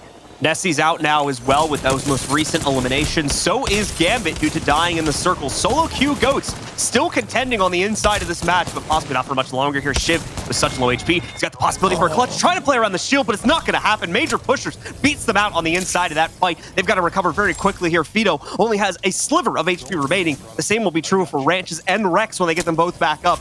Keep in mind that circle moving in 45 seconds. They do not have a lot of time to think about how to rebound here. And more importantly, it is looking like Underrated maybe pushed directly into their direction here. Also here, not ready to fight them for sure as they're being chased out by Clone. And the rest of that squad might not even be able to make it away here. DayZo nearly taken down. There's actually a really good opportunity here for our squad just below the cliffside to possibly surprise and jump onto Croissant. But no, Croissant gets the message. They see them down below. The scan's going to ring out from the other end of the fight here. Croissant will now shift their focus. That is going to allow for the other squad to escape, though, and get into a safer position. Well, Croissant with the high ground for right now, and some of the best positioning that we've seen them have throughout this tournament. So we'll see if they're able to seal the deal and get their very first win here, or if they'll fall by the wayside for yet another victor to step up to the plate. But some beautiful stuff happening here as Major Pushers crack the top 5 yet again. This is a squad that's, well, yesterday we did not see as one of our top contenders. A very bleak future is what I had in store for them. But as of right now, they fought back and continue to take it to these top-end squads and continue to be the thorn in a lot of people's sides. It's some major damage going out onto that Octane. And I believe that's Underrated getting down. Yes, it's going to be DayZo as a million kills start to pour in through that kill feed. You can see all of the downs happening, but none of them happening to Major Pushers. They're on the delivering end, especially with that Peacekeeper at range, as that choke continuing to deal some major damage to these shields as Ranches not missing a singular important shot in this engagement. EMP out, but doesn't seemingly get the damage dealt that they wanted.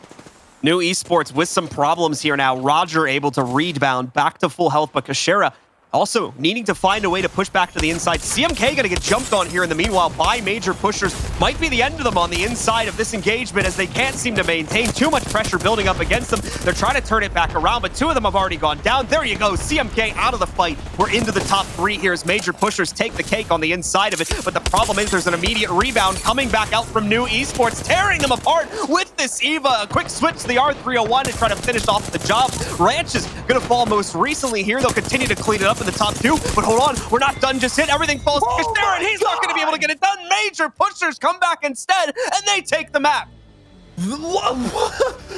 Okay, if the reaction on my face couldn't tell you that that wasn't necessarily supposed to happen, I don't know what will. But new esports, you can't even say new esports. Who was that? Who was able to win out that 1v2? That was so unbelievably incredible. Literally using his downed friend as a makeshift shield, just battling back and forth like he's in 300 with a spear. That was truly incredible stuff coming out from new esports. And they're going to tie what is, I believe, a four-way tie now for 2 wins across our entirety of the finals. Some insane stuff as we get into these replays. A major pushers, some good stuff coming out from them at the end of that game. But Solo Q Goats also having quite a bit of a run for themselves. I believe making it close to, if not inside of the top 5 in that game, while being relatively aggressive throughout the course of the game in the process here. In fact, you're going to see quite a few of these highlights coming from them as we're following them very closely. Haven't been able to have themselves a real winning game just as of yet, but that one's surely going to make an impact. Third impact, speaking of which, also doing a great job fending off a lot of the aggression by Refinery and carving out so many of those teams. But among our top dogs, the furthest to make it into that point of the game, or the deepest point in the game in the top 3, had to be CMK, who once again pushes the envelope, gets themselves that much further into the matchup. Nearly a win, as they seem to be holding great control of this train crate as well towards the end of it. That was, of course, until the aggression came in from major pushers that CMK seemingly just weren't ready for, isolating them out, leaving them quite low for the re-engagement coming in. But as you could see, Rex Forever using his teammate as a shield, clutching it out with just about 5 or so HP right there. Nothing left to work with except his teammate's body, and they get the job done regardless. Really amazing clutch from major pushes there. A well-deserved win.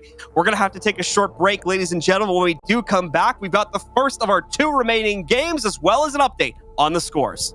We're back again, ladies and gentlemen. Just 2 drops left for all of our teams here in the European finals of the GLL Masters Spring. Those last 2 chances for our teams to make impact. And for the top pack, I mean, they're going to need it. Sam, so many of our top contending teams in the last 2 games have just been non-starters. They haven't been able to get anything done, and they've been knocked out, in some cases, in the bottom 5. What's going on? Find them, John. You see me looking around. I don't know where they're at. I don't know what to tell you. I mean, like, look at our top 5 right now. CMK, yes, but Solo Q Goats, underrated. New esports, which is they're just new. I mean, the name says it all. What else do you want? Look, you know, Avant-Garde, Reply Totem, both getting 0 points out of that game. Oh my god. Alliance only getting 2. And like Ethics, 2 points as well. Terrible finish for them. They've been great throughout the day as well. Croissant now having a top 10 finish, which we haven't been seeing them do. Nessie inside of 7th, T-Rex 8th, and Gambit in 10th. I mean, what's the scoreboard even going to look like? Gambit took it. They took it back. Look at how close this is. What is happening in between? Okay, let's do some very quick maths real quick. 9 points separating 5th place and 1st. That is absurd. If you guys don't remember the how the points break down, a 1st place finish with 0 kills, that's 12 points. That is 12 points. Not to mention that realistically, in these last 2 games, assuming the worst for some of the people at the top of the pack, anyone in the top 10 could still come back at this point. Like GYD could make a run here if they get 2 wins in a row. Obviously, that's going to be a pretty tough ask, but in theory, it can happen. What happens, you know, if they just get some like serious KP games and they eliminate like half of the top of the leaderboard, you know? That's the thing now, right? With such a small differential between so many of these teams, every kill is going to be important. Every kill point is going to matter when the difference is this small, when it's a matter of 9 points between the 5th and 1st place positions. Getting that 1 extra squad wipe or 2 quite literally could mean the difference between 5th and 1st place. And keep in mind how much of a difference in the prize pool there is for that as well. 1st place, 15K. I think when you get down to like 4th or 5th, you're only looking at like 1,500 or 2,500. So we might see some. I think we might see some pretty interesting stuff in these last 2 games here. Teams might start getting aggressive to make up the difference, and I am all for that if that is going to be the case. Europe has been a blast so far to cast here. We've already seen some really aggressive opening moments of these games so far, with the last 2 showing up, and with these teams needing to make impact now, that can only continue going into games 15 and 16. Yeah, it feels like we've already turned it up to 10, so why not crank it to 11? Just snap that knob right off and throw it out the window, because we're not going to need it for the rest of this. I think that the calamity of this so far can just be highlighted by this. Our most aggressive team inside of this is underrated. They've been running the same comp throughout all of this. Yes, it's been mostly the same thing, centralized around the death totem, and they don't even have the most kills inside of our leaderboard. It's actually Avangard with 72 KPs. I mean, if there's not a better way to wrap that up with a bow, I don't know what to say to you. So with that being said, I'm so very ready for match 15. Not too surprising to see Avangard still leading the kill totals. That's been the case ever since we got finished with yesterday. And from every time we checked in with them, this has been a super aggressive team. They've always been looking for fights for the most part, always been taking fights too. So that definitely aligns well with their stat totals here. We're getting into it though, folks. Obviously, we're going to follow Major Pushers again, as they are the current champions from the previous matchup, but delicately so here, as they're going to need to find a heck of a lot more than what they got in that last game if they want to make the impact necessary to push them into the top 5. And of course, the discussion of who is going to be in that top 5 is really open at this point, with so many teams just so close to each other. We can't state that enough. We can't make the impact of that enough. Just how much this is coming down to the wire here. Major Pushers obviously going to take control of this one pretty much for free. Not going to have any contestation on the inside of their natural landing zone here. That's going to be more so in the areas we've already been seeing it, say, over towards Skyhook primarily, with a couple other areas also potentially being hot zones. Yeah, the leaderboard's really looking like, the hit song from the 2000s, Wide Open Spaces. Like, there's just so much room to work with right now. And really, it's anybody's game. And really, coming down to the last 2 matches, that's exactly what we want out of this. We don't want someone that just has such a far-stretched lead that nobody can possibly touch them. We decided the victor 2 matches ago. Like, we don't want that. We want exactly where we sit right now. A knife's edge, where anything could possibly happen at any moment in time. These early engagements even matter so to the overarching story of our leaderboard. And we can see things starting to go down inside of Skyhook once again. But it's not Skyhook as of right now. Yes, there's some shots being sent back and forth, but Countdown seems to be the fray that we need to pay attention to as we hop on board with OCN. OCN, of course, bottom of the pack right now, been struggling to make that impact. We'll see, of course, they're still in fighting shape for this. They'll be able to get the door cut off at minimum here. We got a barrage pick, yeah. Coming in for these guys here is, like we said, they're towards the bottom of the leaderboard right now, so I think just having some fun in these last few games, trying to see what they can do more than anything else. But T-Rex already moving into the inside of their building here and wiping them out pretty quickly. How many squads have we seen go to Countdown, separate squads, mind you, go to Countdown and kill OCN as the start?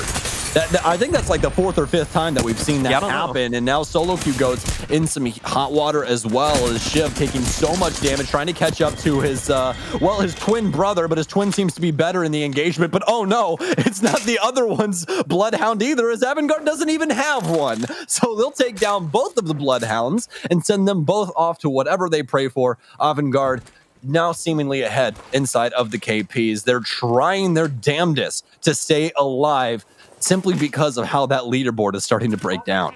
Yeah, Kick and Solo Q Goats constantly trying to knock each other out of this game, and that is going to continue. Each other, man. Yeah. I mean, it's funny because it started like tit for tat, like one would invade the other. I think Kick was the one that started it. They jumped on their area first, but for the most part, Solo Q Goats respected. Then Solo Q Goats came back a couple games ago, tried it again, and ever since then, they have been fighting each other at the beginning of every single round because they are just mad at each other, as far as I can tell, and they want to fight for full control of Skyhook, which is funny because I think there's actually a 3rd squad somewhere in Skyhook that's just been avoiding this every single time.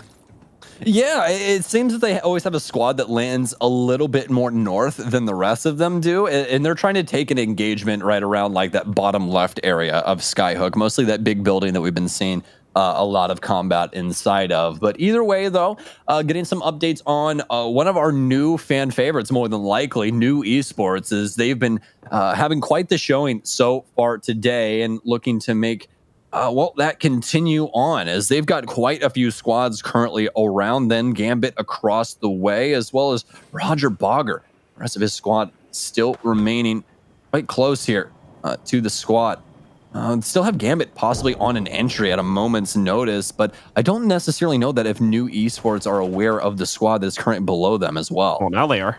Roger Bodger taking quite a bit of damage as he works his way in there, losing nearly all of his shields. You could almost say the same thing for post-kill also, as the rest of New moves in behind that portal. Roger, of course, gets the initiation off of that one. EMP going to go out from New, but I don't think it finds much impact ultimately. Good portal positioning, by the way. Great way to block off extra players trying to work their way up, and obviously the Octane mines doing doubly so to make sure that no one encroaches on their space here. Drone goes up for that intel once again, but unfortunately not going to be able to find much except for the 1 to 2 players sitting on the rooftop. So once again, not a whole lot that New Esports can realistically do at this point, but we are going to see a new element added to it. Oh no, a danger portal opens up right in the middle of their area of this building. I don't believe anyone from Gambit is going to take it this early, though. Obviously, we've got those mines on the ground that is not going to make for advantageous engagement. So they have to try to find some other way to jump onto this squad. Parkstar might be a good way to start it. Yeah, it could possibly be. At least get some damage dealt to those shields and a possible break if they are close enough. But either way, Gambit playing this one pretty close to the chest. Obviously, with how things have been going for them today, it's been a pretty slow upswing. But as of right now, they're looking to bring it back inside of these last 2 matches. Get another good sonar blast here. Good recon on what's going on inside of the room. EMP out to deal some damage to them, and I'll force Gambit back yet again. Let's use the cells to get these shields filled back up before the re-engage. It's a pretty good waste of utility with that EMP. But obviously forcing Gambit back off of this opposing squad. So it works out the way that they want it to. But the only issue now is that New Esports still currently locked inside of this room. Yes, they were able to use the EMP to back off Gambit, but still looks like a defensive position for them as of right now. But they shouldn't fret all too much with that. They still have Crypto to get some good info on the outside, as well as Caustic with his barrels to be able to deal with a lot of the entries coming in. But now as we jump on board with Yappers, they're inside of his shield cleaning up third impact, and they'll be able to accomplish that task as they'll take over the kill lead as well. NJ doing some nice job there, mopping things up for that squad. NCD, in the meantime, looking for a quick little recovery to be able to jump back in against their current opponents. Still have confirmation on who they're up against just as of yet here, but we'll hopefully see that in a second when one of them goes down, as this is definitely going to be a big push coming in from NCD. One of these players already taken out. It is Rubik going down there. So that is going to mean that they are currently up against Yappers, I believe. Yep, that is the case. And while we will see the trade come out against the Octane, leading to the elimination of that, or the knock on that player, quick res comes because they do have the Gimme Shield available. No way for Yappers to immediately re-aggress onto that, because they're not only dealing with the pressure from up on top, but inside of the train tunnel, you can see there is a third element here, as we are going to see Nessie working their way into this part of the map too. Well, things have all of a sudden drawn to a standstill here, as it's a staring contest currently for Fidoli and his friends. Don't necessarily want to step forward, and you can't exactly blame them, as it appears that we have a pair of our older friends here up inside of combat. But no, it's actually not them. It's going to be New Esports back inside of their building, and Gambit finally get it done. It's going to cost them heavily, though, as they won't only lose Hardeki, but also Leon down for the count. They'll need to deliver those beacons to try and get their friends back up and back into battle. Remember, these last 2 matches mean the absolute most for Gambit right now, and given the circumstances of the circle, this is going to be quite the risky play with the amount of people rotating. So many people building up towards this here, as obviously Sorting Factory is starting to become a little bit crowded overall here, but with it being in so close to the circle, we are also going to see Clone Squad, that being Croissant, pushed out of their position here. Major pushers, of course, fending it off from the other end, so Croissant gonna have to try and find another way around. What's up? Branches was disconnected there for just a second, but they ended up getting him back in. So we're good to go. I was really worried there for a split second, just because they've been doing so good, John. I just want to see him keep playing. So that is going to be Major Pushers back to full strength here with their third player quickly reconnecting. Thanks so much for that capability. And now we're going to have to see what else Croissant will try to do to rotate back around here. In the meantime, Gambit might be coming back here, as they've been able to find not only the 2 cards they need to get themselves back in the banners, that is, but Artico makes an easy path over towards Lava City, where they are going to be able to use the res beacon here and bring back both Hardeki and Leogri into the fight. All right, we'll finally getting an update as to what's happening with this circle. And, well, circle that we currently have centralizing itself around Harvester and Sorting Factory. And as we get that next step, yes, it is definitely going to be a Sorting Factory circle. As well, some pretty solid control for a lot of these squads, already knowing as to how this is going to break down. Alliance playing the outskirts once again, and we're pretty used to this position for them. They really like to gatekeep these areas and try and get KP through that means. So, or through those means, excuse me. Either way, though, back on board with Gambit now as they're back at full strength as Hardeki as well as Leon fly back into the map. But the only thing now is they not only need to get helmets and shields yet again, but they also need to get some weapons. And not just any weapons, some weapons that can actually fight up against these other fully kitted squads. We'll see if they're going to be able to do that.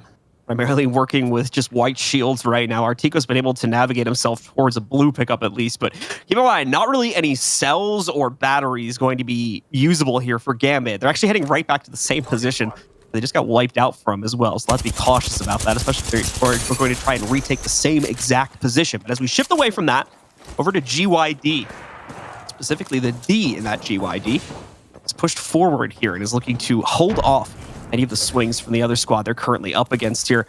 Other teammates also trying to group up with them here on the outside, but definitely not committing to that building as of yet. They know that a rotation is coming up around the corner here. They'll have to make a run towards that next circle, and this is not going to be the position that'll be close enough to it. So over towards Ethics now. Take a look at them. They're also on the hunt currently, trying to isolate down one squad and more importantly move quickly in the process of that in order to get this early position.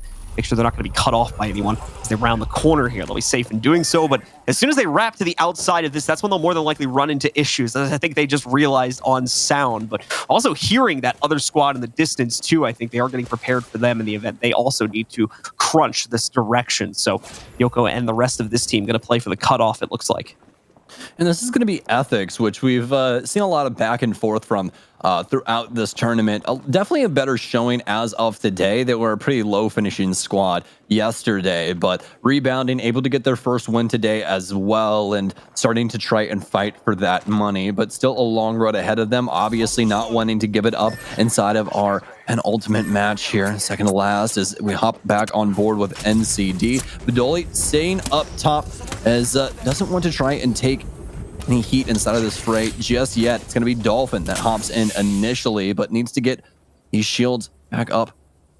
Make it to where this engagement won't go so south so quickly, but the other problem being that they don't necessarily have the greatest shields to try and fight with. Dolphin will have to use a pad to get back up top, but it's graceful. And the rest of the squad currently barreling down on top of them, but it looks to be Ethics to possibly join in very soon.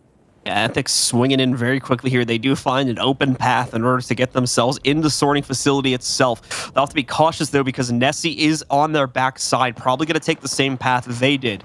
They were aware of them previously, so there's no reason why they wouldn't have someone assigned to watch that flank in the event as they decide to push out from that direction some point soon. But obviously being careful of the play from NCD on the inside of the circle tower as well to make sure they don't get cut off by both of those squads and obviously lead to a premature death for the team inside of this game. Only 5 squads have gone down. You can feel the tension here as we're getting towards the end of the run in the grand finals here. So many of these squads need to make an impact, and more importantly, need to make the impact in the late games to capitalize upon not only KPs, but placement points also. That means that things have gone a little bit more quiet, specifically on the inside of this game, with those teams prioritizing the placements slightly over the kills. That's not to say we haven't had any fights, though. Gambit specifically has had their fair share. In fact, they've been nearly wiped and then rebounded to revive their 2 teammates and then go back to the same exact position they were just playing into. NCD, though, pushing up to the 2nd level of the main facility on the inside of sorting here. Now needing to play against the roof team, though. That's going to be where the issues will start for them. Are you sure that it's the 2nd level? Because that wall says level 3. I don't know if you exactly have the schematics for this building, sir. So, you know, bad caster. How dare you? I can't believe it. Either way. In my head canon, it's the 2nd level. There you go. They actually just watch. They've actually just put on like the wrong sticker on the wall or something like that. It'd be actually just so comical. Either way, though, we're back on board with Nessie as they're continuing to try and hold down this tunnel, and they've done a bang-up job of doing so far. They don't necessarily need to try and push themselves forward as they are playing right on the entry point to this circle. We can also see Avangard doing a very, very similar hold across the way. Alliance with the oversight into this building as well. T-Rex possibly in an engagement soon with them. We also have unrated in this area as well. This seems to be the time for a lot of these top squads to finally duke it out. No one wanting to be the first to push, though, because they realize how much the tension has boiled down to this final zone right here inside of sorting. A real shame if the circle started to drift away from this point, but I think that's for the most part out of the cards here. As you can see, none of our top contenders as of yet have been fully eliminated, so everybody vying for first place still in play. Aside from that, Croissant has lost 2 to 3 of their players, with one straggler hiding out somewhere in the midst of this. Other than that, every single squad of the 15 still in the game, still at a full 3 count here. So you are in for some explosive action once these squads are forced into each other over the next circle or two. And we can see that lone player now. It's very much observer. It's going to be Clone from Croissant that's hiding out on the edge of the circle currently. Yeah, he might be hoping that name was actually true, because I'm sure he wish he had 2 of him right now.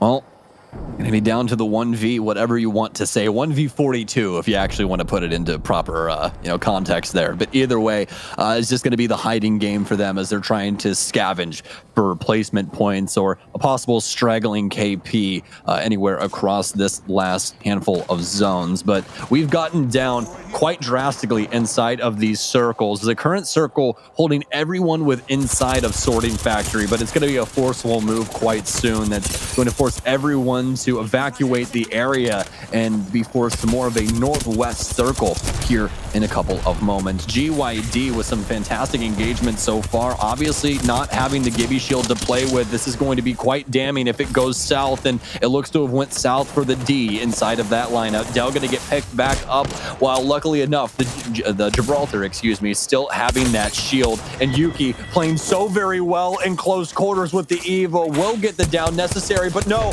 Alliance spring to action as they start to deal some serious damage to GYD.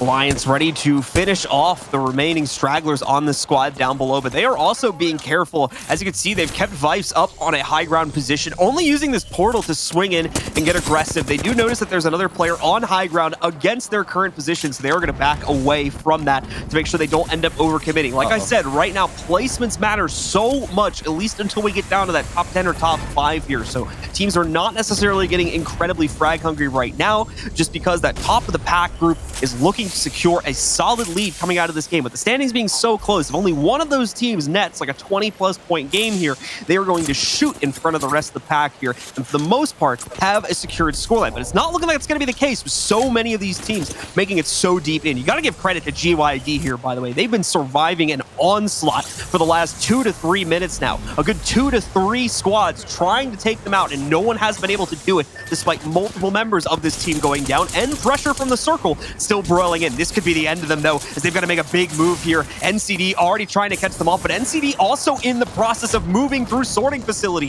They're right in the middle of it right now due to some good hops coming off the jump pad from Dolphin, but are they safe? That's the question, and it doesn't look like it. They've got scans coming on them, a lot of pressure broiling out. You've got an enemy Gibby shield just a couple feet away, and they need to get aggressive upon it.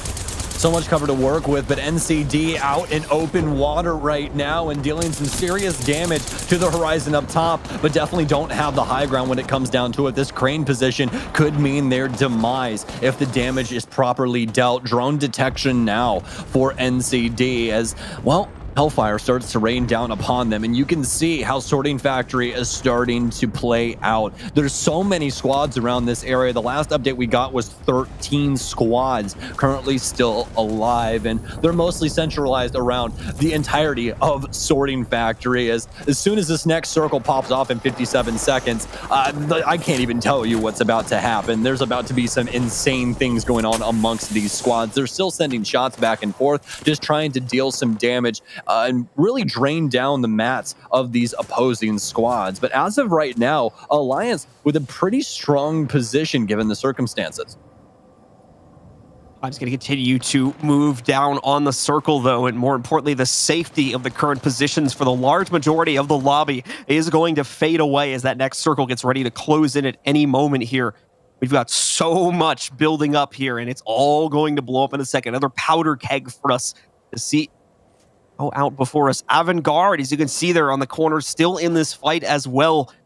Finally, a game where so much of the top pack has been able to make it through to this late game stage and now needs to make the impact inside of the fights themselves in order to make up the difference needed to get them on top of the overall scoreboard.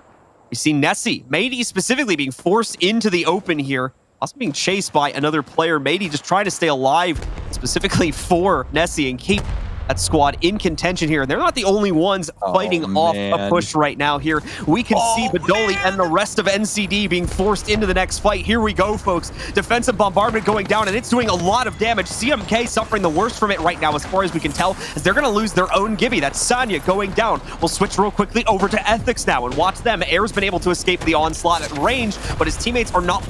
They've had to reshield very quickly. We can see Cray getting hit with an Arc Star, going down to that now as Ethics push to the inside of this one. Alliance also losing 2 of their players, and now the entire squad. So many squads getting wiped over just a few moments. Sonya getting bled out there. That means that I believe CMK is also out of the fight now here too. T-Rex with an interior to play with, now feeling safe. They're going to push out. Down another member coming in. I believe that's Croissant there as PKMK ends up getting taken down. And the teams continue to devolve. We're up to the top 7 here now, and T-Rex still has this strong position to play from an interior part of a building. Well, the theater of war is Sorting Factory, and what a war it is as it continues through the EMP, dealing quite a bit of damage to T-Rex, but they're immediately surging forward, able to secure that KP. Huge kills there, and as you said, frags coming through. Lots of death boxes down here for T-Rex to possibly muster some mats to assist with these last 6 squads, but it's not going to be an even 6 squads either, as we only have 14 people up and alive. Some solid positioning here for a handful of these squads, but most notably for AVG as well as T-Rex down below this building currently. They'll be able to get back up on top of those mats like we were talking about before, but looks like we also have Totem that could possibly win this out as well. On average, only about 2.5 players alive per squad right now here, so you're definitely going to be seeing some stragglers out and about. I believe Nessie might be one of those. Reply Totem feeling strong, though, with this upper interior position here. Has an angle onto the push coming in from Avantgarde and the remaining players from Nessie also.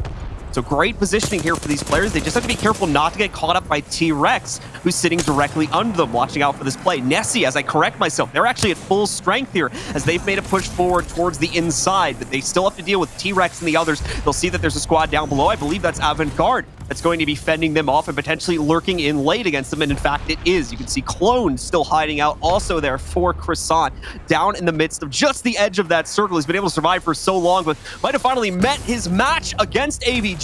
EMP gonna go out. That's going to seriously slow the T-Rex thrusters. They're now in the open. Reply Totem dives into this fight. Nessie's also going to get down and dirty into the action as well, as we'll see our first squad get eliminated. T-Rex now out of this fight into a top 4. Numbers continue to go down. Nessie seems to be controlling things for now, but they've got the extra pressure coming in from Avantgarde, and whoever might be left out of this chaos here now.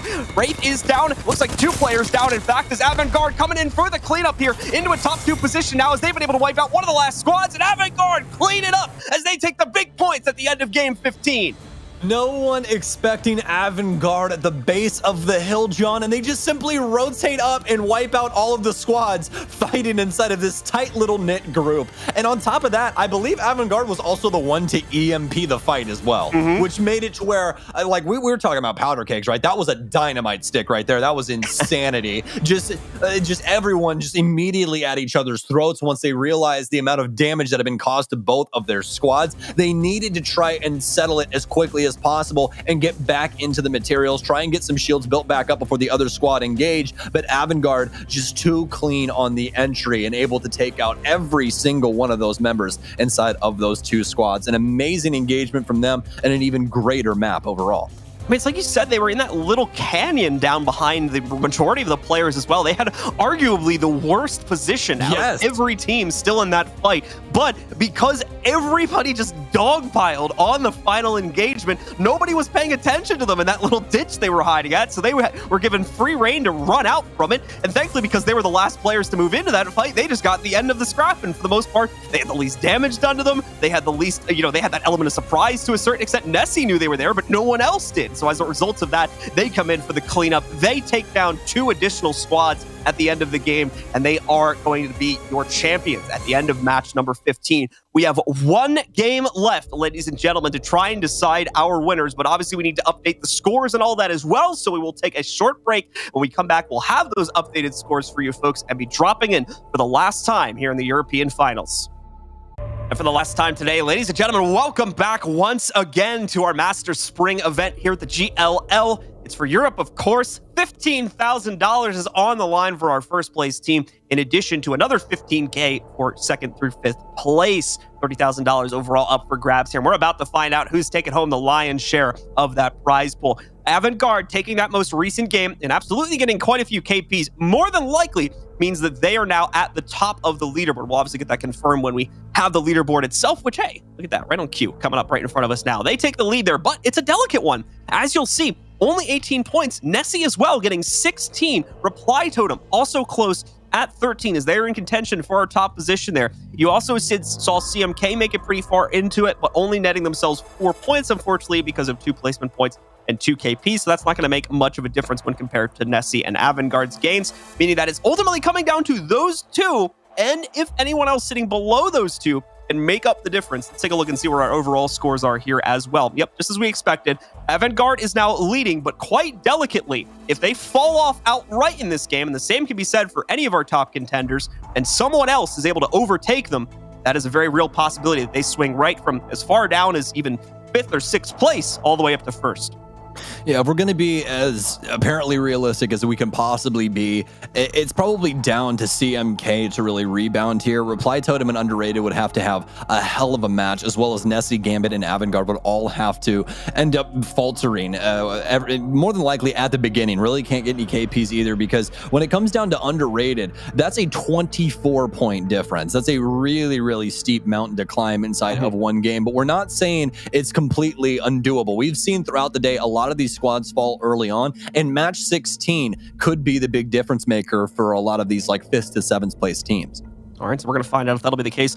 It's also important to note at this point, because the point totals are so close, that in the event any teams end up in a tie, I just want to go over the tiebreaker rules real quick for you guys. The first stat line that will define who wins those tiebreakers is going to be the team's best performing match based on total match points. So basically, the team's best overall game out of the 16 that they've played, those will be directly compared against each other, and whoever has the better one there will end up taking the higher placement. There are about 5 or 6 other ways to determine it if they're still tied at that point as well. But we don't need to go into too much detail on that, unless it obviously proves necessary after this game.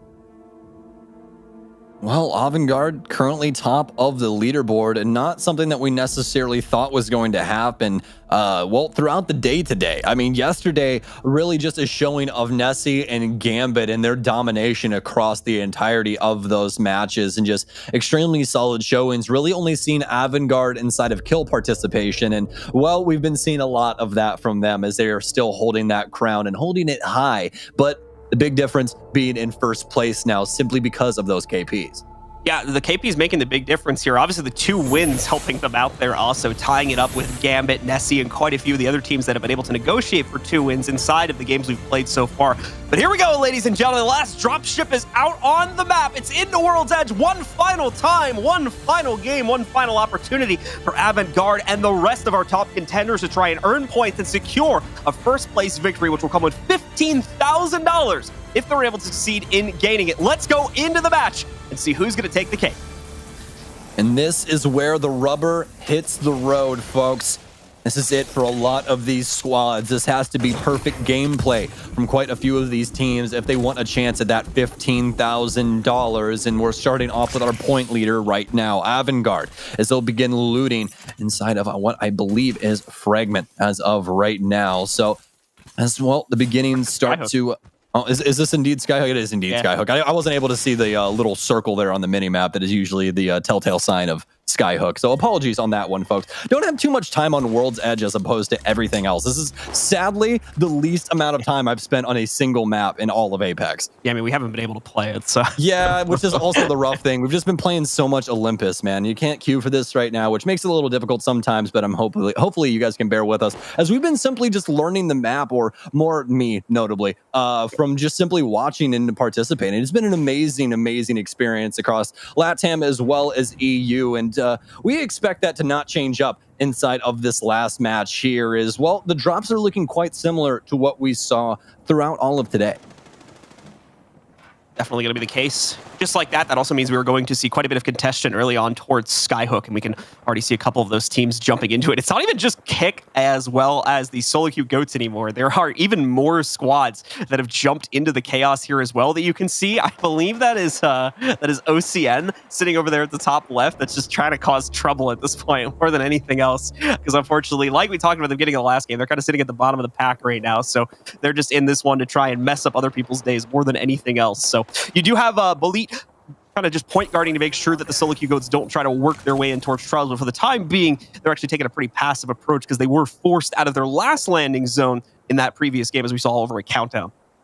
Well, these circles really favoring the top right-hand side of the map so far today. This is going to be our third one, although this one going to be quite different from the other two. The other two really favoring, the large mountain, we'll just say, in between Skyhook as well as Refinery and Epicenter, that area right there. But this one going more up towards Refinery, which could obviously lead to some different problems for these teams. It will no longer be the rotation away from Refinery. It will actually be the rotation towards that. So we'll have to see how that goes. But before we even get there, already have some action going down inside of Skyhook. It's the squad that we flew in with, Avangard, who currently might have some spoils being played onto them. Avangard obviously trying to play this very, very cautiously. They know they have the point advantage right now. They just need to not go down early, and they will more than likely have the security they need in order to leverage a win. But no, there's no way that Avangard are going to go out as squad 20 here. They're able to turn the fight around slightly, but no, losing two of them, everything falls to DeFaust now. He's got to hold on here. If he goes down, there's an open field for first place, potentially. DeFaust trying to survive, but no! Oh my goodness, Avangard, after clutching the last game, are the first knocked out. They're also our current point leader, meaning that everyone within range of them has a full opportunity to overtake now. Play that funky music, Disco Boys, because they knock them clean out of the running, John.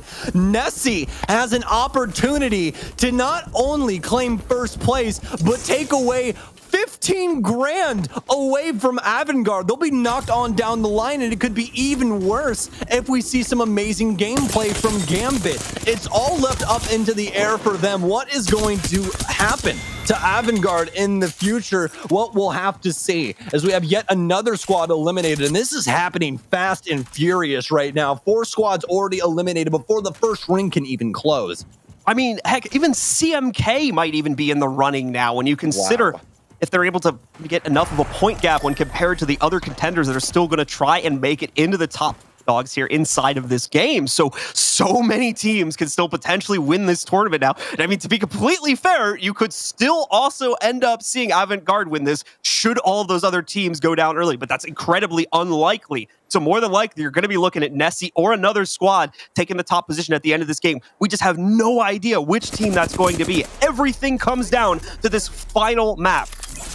Man, I am tickled pink about this situation. This is absolute insanity. I don't think that there's a better way to play out some competitive Apex than having the leader in the very last match end up losing and have to sit on the bench and watch to see what is going to happen. As we finally get the update here, Avangard, Kick, Yappers, as well as GYD.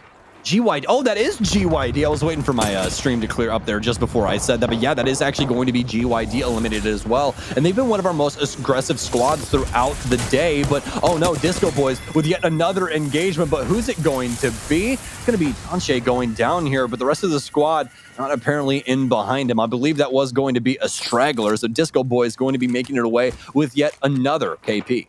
I think that's a loss of OCN as the team that we just saw getting knocked out there. So not going to, unfortunately, lose out on much there for OCN. As like we said, they weren't in much competition at this point in the game anyway. But for NCD, they're still in it. They could still potentially push to be in the money at a minimum here, NCD, as they're floating around the top 10, if my memory serves me correctly. So if they're able to have a good game here, definitely not going to be able to vie for winning position, but can still at least try to go for top 5 where the prize pool is available.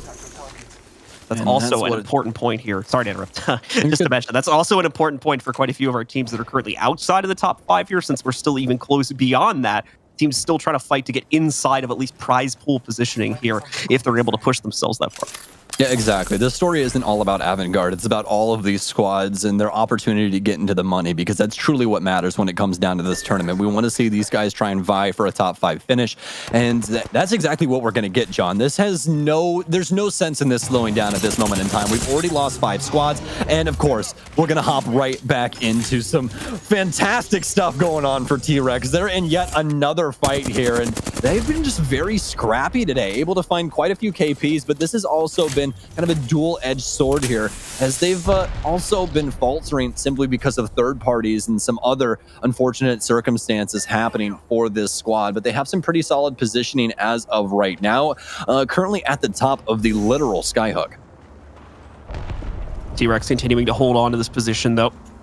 Quite a powerful one for this early on in the game, but going to have to leave it sooner rather than later, and the Disco Boys are also sitting directly below them. Neither team wants to be the first to jump down here, so they are going to continue to maintain these positions. I believe T-Rex is also making the same decision, since they're aware of the fact the Disco Boys are down here, but there we go. Just grouping up, it seems, for the Disco Boys. They needed that jump pad to make the gap, get across here, and try not to lose the entire squad. Crema still going to be knocked down in the process here. Here comes the follow-up from the rest of T-Rex as they're going to try to get aggressive upon the Disco Boys here. MPE looking to hold it off to the best of his own capabilities, and Caesar may have fended them off in a flight direction, but they're still going to try to get aggressive as they push up towards the building where Disco Boys are hiding out now. There's truly no way in hell that Disco Boys of all squads are going to play spoils to multiple top 10 teams right now, but it seemed to be the case. Is Sirius able to down one immediately? Some Arc Stars in to deal extra damage. They down the second one. That's the third, and I believe 5 Disco Boys take it to T-Rex, and they still have Rama down outside, but no, he's finally dusted by, I believe, a possible third party coming in. Excuse me, Rama getting downed, and yeah, it's going to be Kearney that ends up picking up that frag. So it takes him out of the play right there. Either way, we'll switch over to a new POV here as the Disco Boys try to survive the ring now that they've survived that first fight. Croissant getting some pressure sent onto them from the distance, but hold on, the Disco Boys are not done just yet. They still have to go in, and Arcstar connects onto MP. He knows he's going to take some serious heat in a second. Needed to finish off Kearney, getting the job done there at least, as now we're going to see Sirius pick up the kill leader crown as well here. 4 for him. I believe it's 7 KPs already in this team's pocket in this game, as they're going to look for more than that. Update on the scoreboard, it is indeed OCN and T-Rex that have been knocked out most recently, but no other squads beside that going down fully as of yet. Disco Boys also the only team to have lost a player since the last time we checked in on the tracker. Well, Avantgarde more than likely praying to the Disco Boys to take out as many squads as possible inside of that top 10, because you know damn good and well they want that first place spot, and right now obviously have to sit and wait to see how this will turn out. But well, Refinery looking to be the battleground as we were expecting. Quite a few squads already making their way in, most notably as of today's matches, New Esports already with some pretty safe ground inside of this area. Still have some outliers here and a possible engagement going on here for, I believe, Solo Q Goats as they're chasing down this squad with 2 stragglers. They're working on taking down the Disco Boys here, as Disco Boys still sit on the inside of a building just on the outskirts of Skyhook.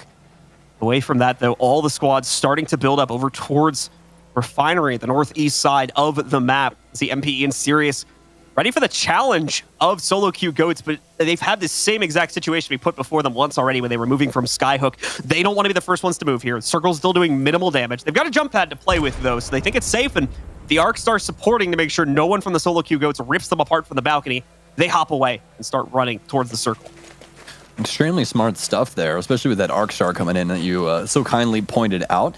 Fantastic reposition there from them. So the Disco Boys live to dance another day. We can put it that way there. Either way, Refinery still looking to be an absolute war zone when it comes down to it. We have still quite a few squads that need to make their way in, but we can already see there's quite a few squads that have already worked their way inside and taken control of some ground. Currently have couple of members still out towards Epicenter as well. It could be holding onto that for quite some time, but it looks like they're already seemingly wanting to move on this second circle, and some more aggressive things as we hop on board with Croissant. Arcstar down as they're trying to dip dash and dodge back and forth in between this Gibraltar shield. A nice pop here for NCD of the Beast of the Hunt, as Nag's starting to deal some serious damage now, but it's more of a reposition and trying to get some intel. Haven't been able to find the down just yet. Good scan here, not going to take the TP. Instead, would rather just play the roof, and more than likely a better position for them overall anyways. So many teams already working their way into it. We do have NCD in position in the circle already. Nessie on the border in the distance as well. But CMK also in the midst of this, as you can see, under one of the refinery stacks themselves. They hold a pretty strong position. They're not going to be the only ones. New Esports in the midst of this one in the side building on the right side of the screen. We've got Third Impact on the outskirts of refinery here too. A lot of teams taking up positions. Where's the rest of our top positions? That's what we need to know right now. Reply Totem, Alliance, and Gambit, all within spitting distance of each other right now. And one of those fights is going to start here. Alliance jumping onto Reply Totem. They want to pick up some kills here.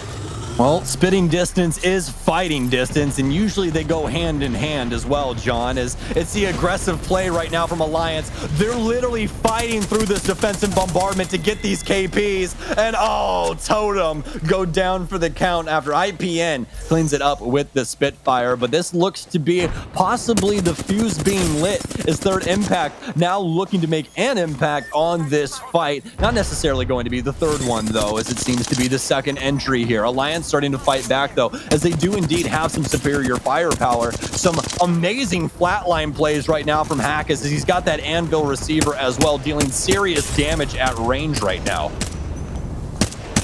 Hank is trying to see if he can capitalize more upon this one. Obviously, with the anvil receiver getting some serious damage on that flatline here from range, even with just the single taps going out, as you guys have just saw for yourself. But at the same time, yeah, charge rifle going to be even more dangerous in range, so needs to get himself behind cover pretty quickly, as does the rest of Alliance. The angle is not going to work for them. They've actually got to wrap around, but here comes Dazo and Horizon from Underrated as well. They're going to try to get aggressive. Dazo already taking out one of the Alliance members, but at the same time, they return the favor in kind, trying to knock them out. We're going to see the silence go on top of these guys, as we'll see the death protection, giving these guys, well, the protection they need to stay alive in the engagement. An Underrated run over Alliance, taking them out of the play and opening up a PK pickup for one of these members of the team.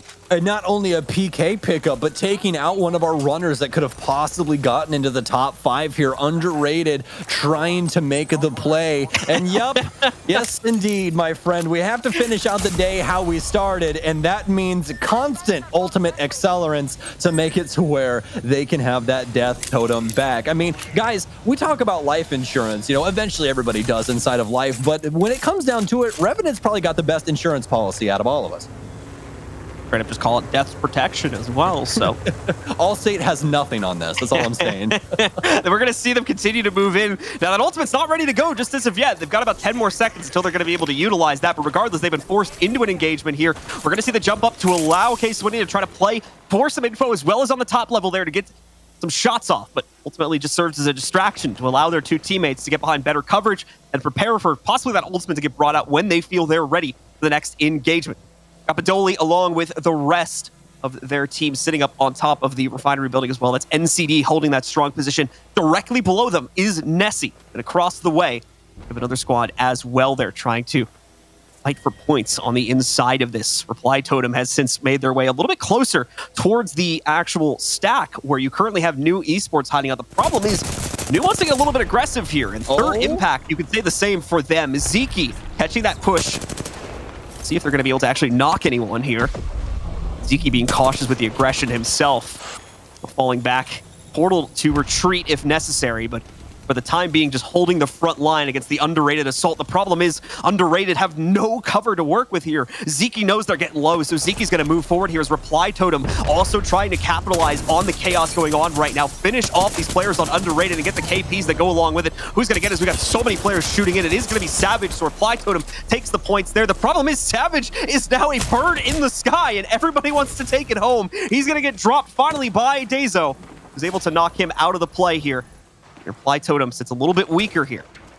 Well, that bird quickly turned to a rock as he falls back to earth, and Quick reality check there as well, as he's going to be one of the last members residing for his squad. Nice save here from Gambit, more in particular Articchio. He'll throw down that ultimate and try and save Gambit. They still have to worry about Ziki in the bottom of this building, though. Could rotate up at a moment's notice. It's all of triple impact here, or third impact, excuse me, are beginning to work this building. They've got some fantastic play from the window up top. Jazaz pops it open. The Gibraltar shield in. It's the Mastiff now to try and handle Gambit. Is this the end of Gambit right now? And it is. Third impact, take out Gambit. They can no longer try and battle for first place.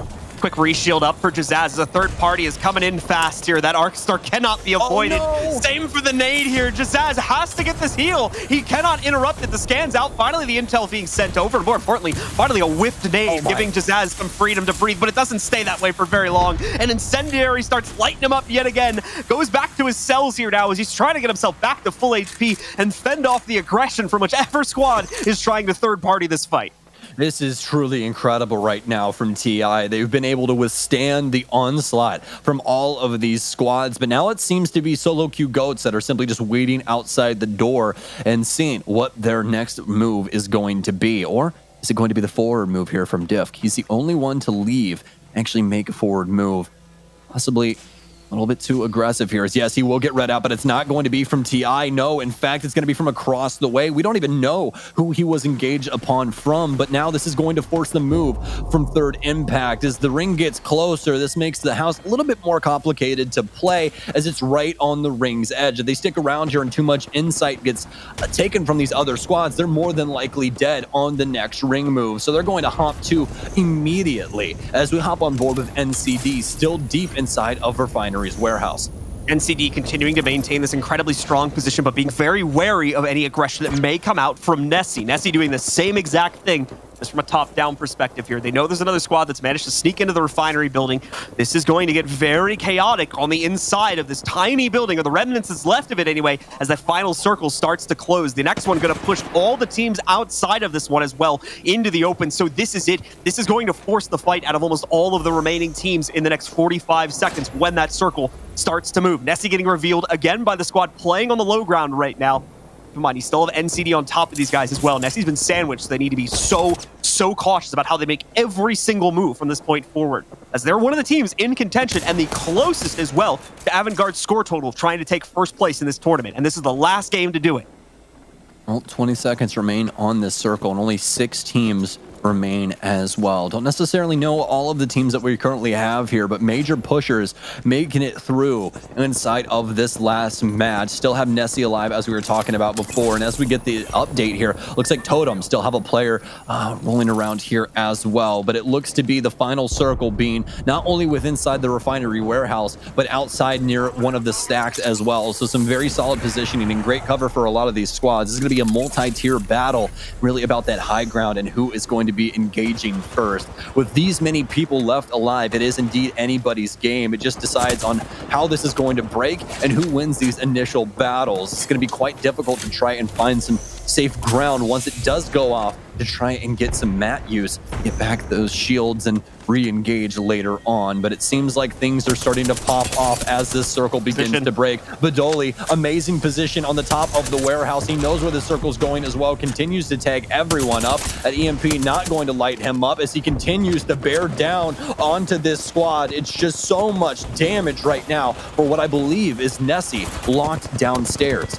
Nessie's still on the second floor, in fact, so they're going to be relatively safe. It's a whole other squad getting messed upon here by NCD. We're coming down to the wire here, though. This is already a massive victory for Nessie, as I believe they're the last of the top pack still remaining in the game at this point here, meaning that they'll more than likely outpace the remaining teams and take the title, but we'll wait for the final score confirmation to be able to get that. The further they can make it, the better their chances are, especially with kill points going into their favor if they weren't able to gather any. Remember, though, Nessie's had a massive rebound inside of this game. They had 2 of their players wiped completely, left to their current position that they're still in right now, and then rebounded back to that very same spot upon rezzing. So they are fighting from the backpack, and that's putting it lightly here. New Esports has been able to work their way forward, currently post, for the most part, fighting under NCD's current position, and Nessie still maintaining a spot slightly below them downstairs. That's not the only people in this fight as well. We are going to see, I think that's a revive beacon going down onto the ground there, if they're going to be able to utilize that as well to really throw some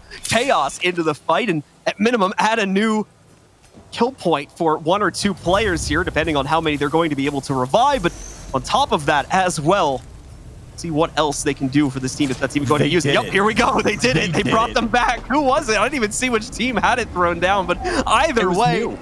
Was it new? Okay, Yeah. well, they're going to bring their players back into the... I'm not really sure what they're going to be able to do, to be honest with you, as there's doubt there's really any guns left on the ground for them to pick up, let alone shields and or bats. But either way, the aggression now coming out from Nessie. As we can see on at least JMW, they have no kills right now. They need to possibly make an impact here if they can't guarantee first place, because that 5th place finish, I'm not sure if it's going to be enough for them to be able to make up the difference, considering the impact that some of the other top leading teams have made. Let's find out, though, as everyone's committing to these fights. And NCD coming in off the top rope right now. Will they fully commit to this just yet? It doesn't seem to be the case. They'd much rather wait based on the positioning. Nessie have to make the move first, but I don't believe they were ready for this target-rich environment. Immediately get on the shield. Graceful trying to shield Bat as quickly as possible. NCD dedicating everything except the kitchen sink to this battle as all of the damage is starting to come through. Bearing down on top of this opposing squad. It's the Eva to try and deal the shots necessary to deal all of the damage before they can try and engage onto Nessie, who are making it through the fray, but there's so much damage being dealt to them from this circle. They've already lost Matey. NCD right up on top of things with the Eva. Can they get it done? Already dealing the damage back inside of the shield. Have to deal with the Revenant. They'll down him as well, as it's them up against a lone member of this squad. And NCD stand up inside of our final match and close it out in convincing fashion, but they will not be our victors for the finals. And to be completely honest with you, we don't necessarily know who it's going to be just yet, but what a way to close out this final match. Our current, very clearly unofficial analysis of the situation is that we believe Nessie should have been able to overtake Avant-Garde there and take first place, but we'll wait for the point totals to be tallied. Sure. Like I said, that's just our interpretation of it right now here. The admins are already working on tallying up the scores, folks, so as soon as we have those ready, they're going to go up on the screen and we will be able to see who ended up topping out the overall score. Let's take a look at some replays, though, as we had another crazy match. I mean, right from the start, the big story that made this entire game so crazy, for those who missed it, of course, Avant-Garde, the current leader in points, but only by a few, getting knocked out right at the beginning of the game. And we had never seen before this moment Disco Boys being not only so aggressive, but also attempting the hot drop. We'd never seen them try and go for something like that so early on.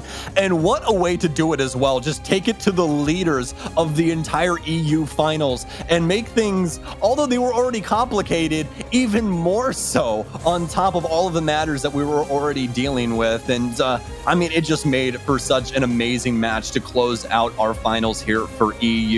Extremely excited to see who is going to pick this up. As you said, we're assuming that it's going to be Nessie, but I mean, especially for NCD inside of this last match, an amazing game. I forget if for Ply Totem we're still like in the top 5 or not. Still, they were. They had one guy that was like hanging out under the stack. Well, yeah. Well, what I mean is for overall points, if they were still like in the top 5 or not. I can't remember from the last time we looked at it. If they were inside of that pool, they got a lot of kills in that game. And there is that slight possibility that they have enough to also overtake the win bonus, or rather the placement bonus that Nessie just got there, and allow for them to push forward also. So this is really close, depending on where people were at the start of that last game here. And I'm really excited to see the scores. I'm hoping for a surprise. Like we said, both of us are thinking it's Nessie right now, but there's definitely a couple arches of the ways this could go in my head where it might not end up being the case. So we will have to wait and see. Either way, it's not going to be Avant-Garde. I can pretty much guarantee that. Avant-Garde, very unfortunate what happened to them, but it does mean almost certainly that they are going to get bumped out of first place and possibly bumped out of second place too. Man, I love this anime. Just such an amazing story so far. It's just, you know, like I got to give it a 10 out of 10, personally speaking. I don't know what we're going to call it. I mean, there's probably some name in relevance to disco somewhere in here, because really, I mean, all of the matches were great, but that disco third party, that's got to be my highlight of all of this. But honestly, coming down to the point where we're really just talking about these teams and talking shop until we get these scores in, guys, we had some amazing squads come out. And honestly, I just want to say I really, really appreciate all of you guys at home bearing with us and really experiencing Apex with John and I. John's done this quite a few times before. This is my second time doing Apex, and it was just such an amazing event to work with, such amazing squads and some immense talent inside of this region. I mean, we had a lot of fun over the past 2 days here. I mean, just watching Underrated alone has given us giggles so many times here, just seeing them stack the ultimate accelerants so they can go from fight to fight to fight to fight. And as Stokes mentioned at one point earlier in the broadcast, they weren't even like our top kill team. That was Avantgarde, at least up until the most recent match. Avantgarde was leading by a solid like 10 to 20 points overall on kills compared to everybody else. So much aggression coming out. It's a treat to see that, and as well, see it be so successful so many times again with that Revenant play, really working out well for Underrated. And honestly, Underrated has to be my personal favorite from this entire list of squads. Like, yes, we saw a lot of action from Gambit and Nessie and all these teams, and I got to give it to Nessie, especially because of the logo. It's just so damn cute, man. Come on. But Underrated, they just brought something to the table that is Apex Legends that none of these other squads really brought, and it really was that sheer aggression. Yes, Avantgarde had the most kills, but if you're going down to just sheer lethality and trying to just get in people's faces, there's no other squad to look for rather than Underrated. And they just made things so very fun throughout this entire tournament. Honestly, the Gambit storyline was quite interesting, too. They seemed like a surefire winner looking at the first couple of games that we played out there. They were leading by a massive margin at the beginning of this event here, with 2 wins being gained, I think just inside of the first 4 matches we played. So they were looking really strong. Unfortunately, started faltering off towards the middle, but still always keeping up. Probably had to be one of the most consistent teams with regards to placements overall in this event, because we were seeing them so often inside of that top 5 fight. Unfortunately, positioning got the better of them more times than not, and they weren't really able to keep up in a lot of respects. But keep in mind, they're still in our contention here for top dog inside of this matchup. We're going to start, however, with a quick reminder about the point system and the prize pool. $100,000 being given out across all of our regions. We got $30K for Europe, which means first place today is going home with $15,000. Second place goes home with $7K. Third place takes home $4,000. Now, a point system, once again, first place gets 12 points, second place gets 9 points, third place gets 7th. As you can see, kind of goes down from there. These points were so important as there were teams within just under 10 points of each other here. So a couple kills, a couple different placements might have made the difference. It's NCD that tops us out, but the most kills as well. 22 points overall inside of that. Reply Totem picking up 11 at their Nessie, only able to negotiate 5 points, because while they do finish towards the end of the pack inside of the top 3 or top 4, they don't get any kills because they couldn't be aggressive due to them getting wiped in the early game, having to retreat, res, and come back. So now where does that leave us overall? Who is going to be our champion? Let's find out. It's Avantgarde! Avantgarde still holds the crown, even slightly, despite the fact that they were literally 20th place in the final game. None of the other teams were able to make enough of a point game. Not even Reply Totem was able to make enough of a point game to be able to outwit Avantgarde. Nessie falls to second place by just 3 points. And Avantgarde, with their earlier match performance, takes the crown, takes first place, and the $15,000 that comes with it. Congrats to our Russian squad of Avantgarde. An amazing final for them. So amazing, in fact, they didn't even have to play the last game. And honestly, that really just boiling down to Nessie not able to procure any kills inside of that last game. If not, I believe they only got 1. But either way, the placement points not doing it for them. And you can definitely see from this scoreboard how Avantgarde were able to negotiate for first place. It was just the kills coming through from them that they were able to stack up throughout all of these 2 days. And props to NCD as well. Their performance in that final game in Game 16 is enough to push them into the top 5, putting them in the money, obviously at the low point of it, but still going to get something for their efforts here, and more importantly, something for that final win on Game 16 as well. Even the effort from Reply Totem, unfortunately, not being enough to push them all the way towards the top, as they do end up with quite a bit of a tie there. But as we said, that has tiebreaker rules, which are being resolved. I already explained the first rule set and how that's handled. There's plenty more beyond that as well. So there will be solid placements for all those teams, which ended up with the same point totals overall. So that's it, ladies and gentlemen. Avantgarde hold on, despite seeming like it was the end for them after getting knocked out in last place in the final game. They still maintain the lead at the end of the day. Stokes, let's get your final thoughts, man. Oh man, I'm just happy to be here. That's all I got to say about it, brother. I mean, it was just such a good time. I really do appreciate everyone at home that came along on this journey with us. It's been an amazing 2 days for Apex Legends, especially inside of Europe. I don't think that we could have asked for a better final. So once again, I appreciate all of you guys at home going through this with us and experiencing all of these magical moments. It has been so much fun. All right, ladies and gentlemen, that is going to do it for Europe. We encourage you to stick around, however, as North America is coming up in just a little bit. But for now, if you're not sticking around, we hope you have a good rest of your evening, and we'll see you next time here at the GLL.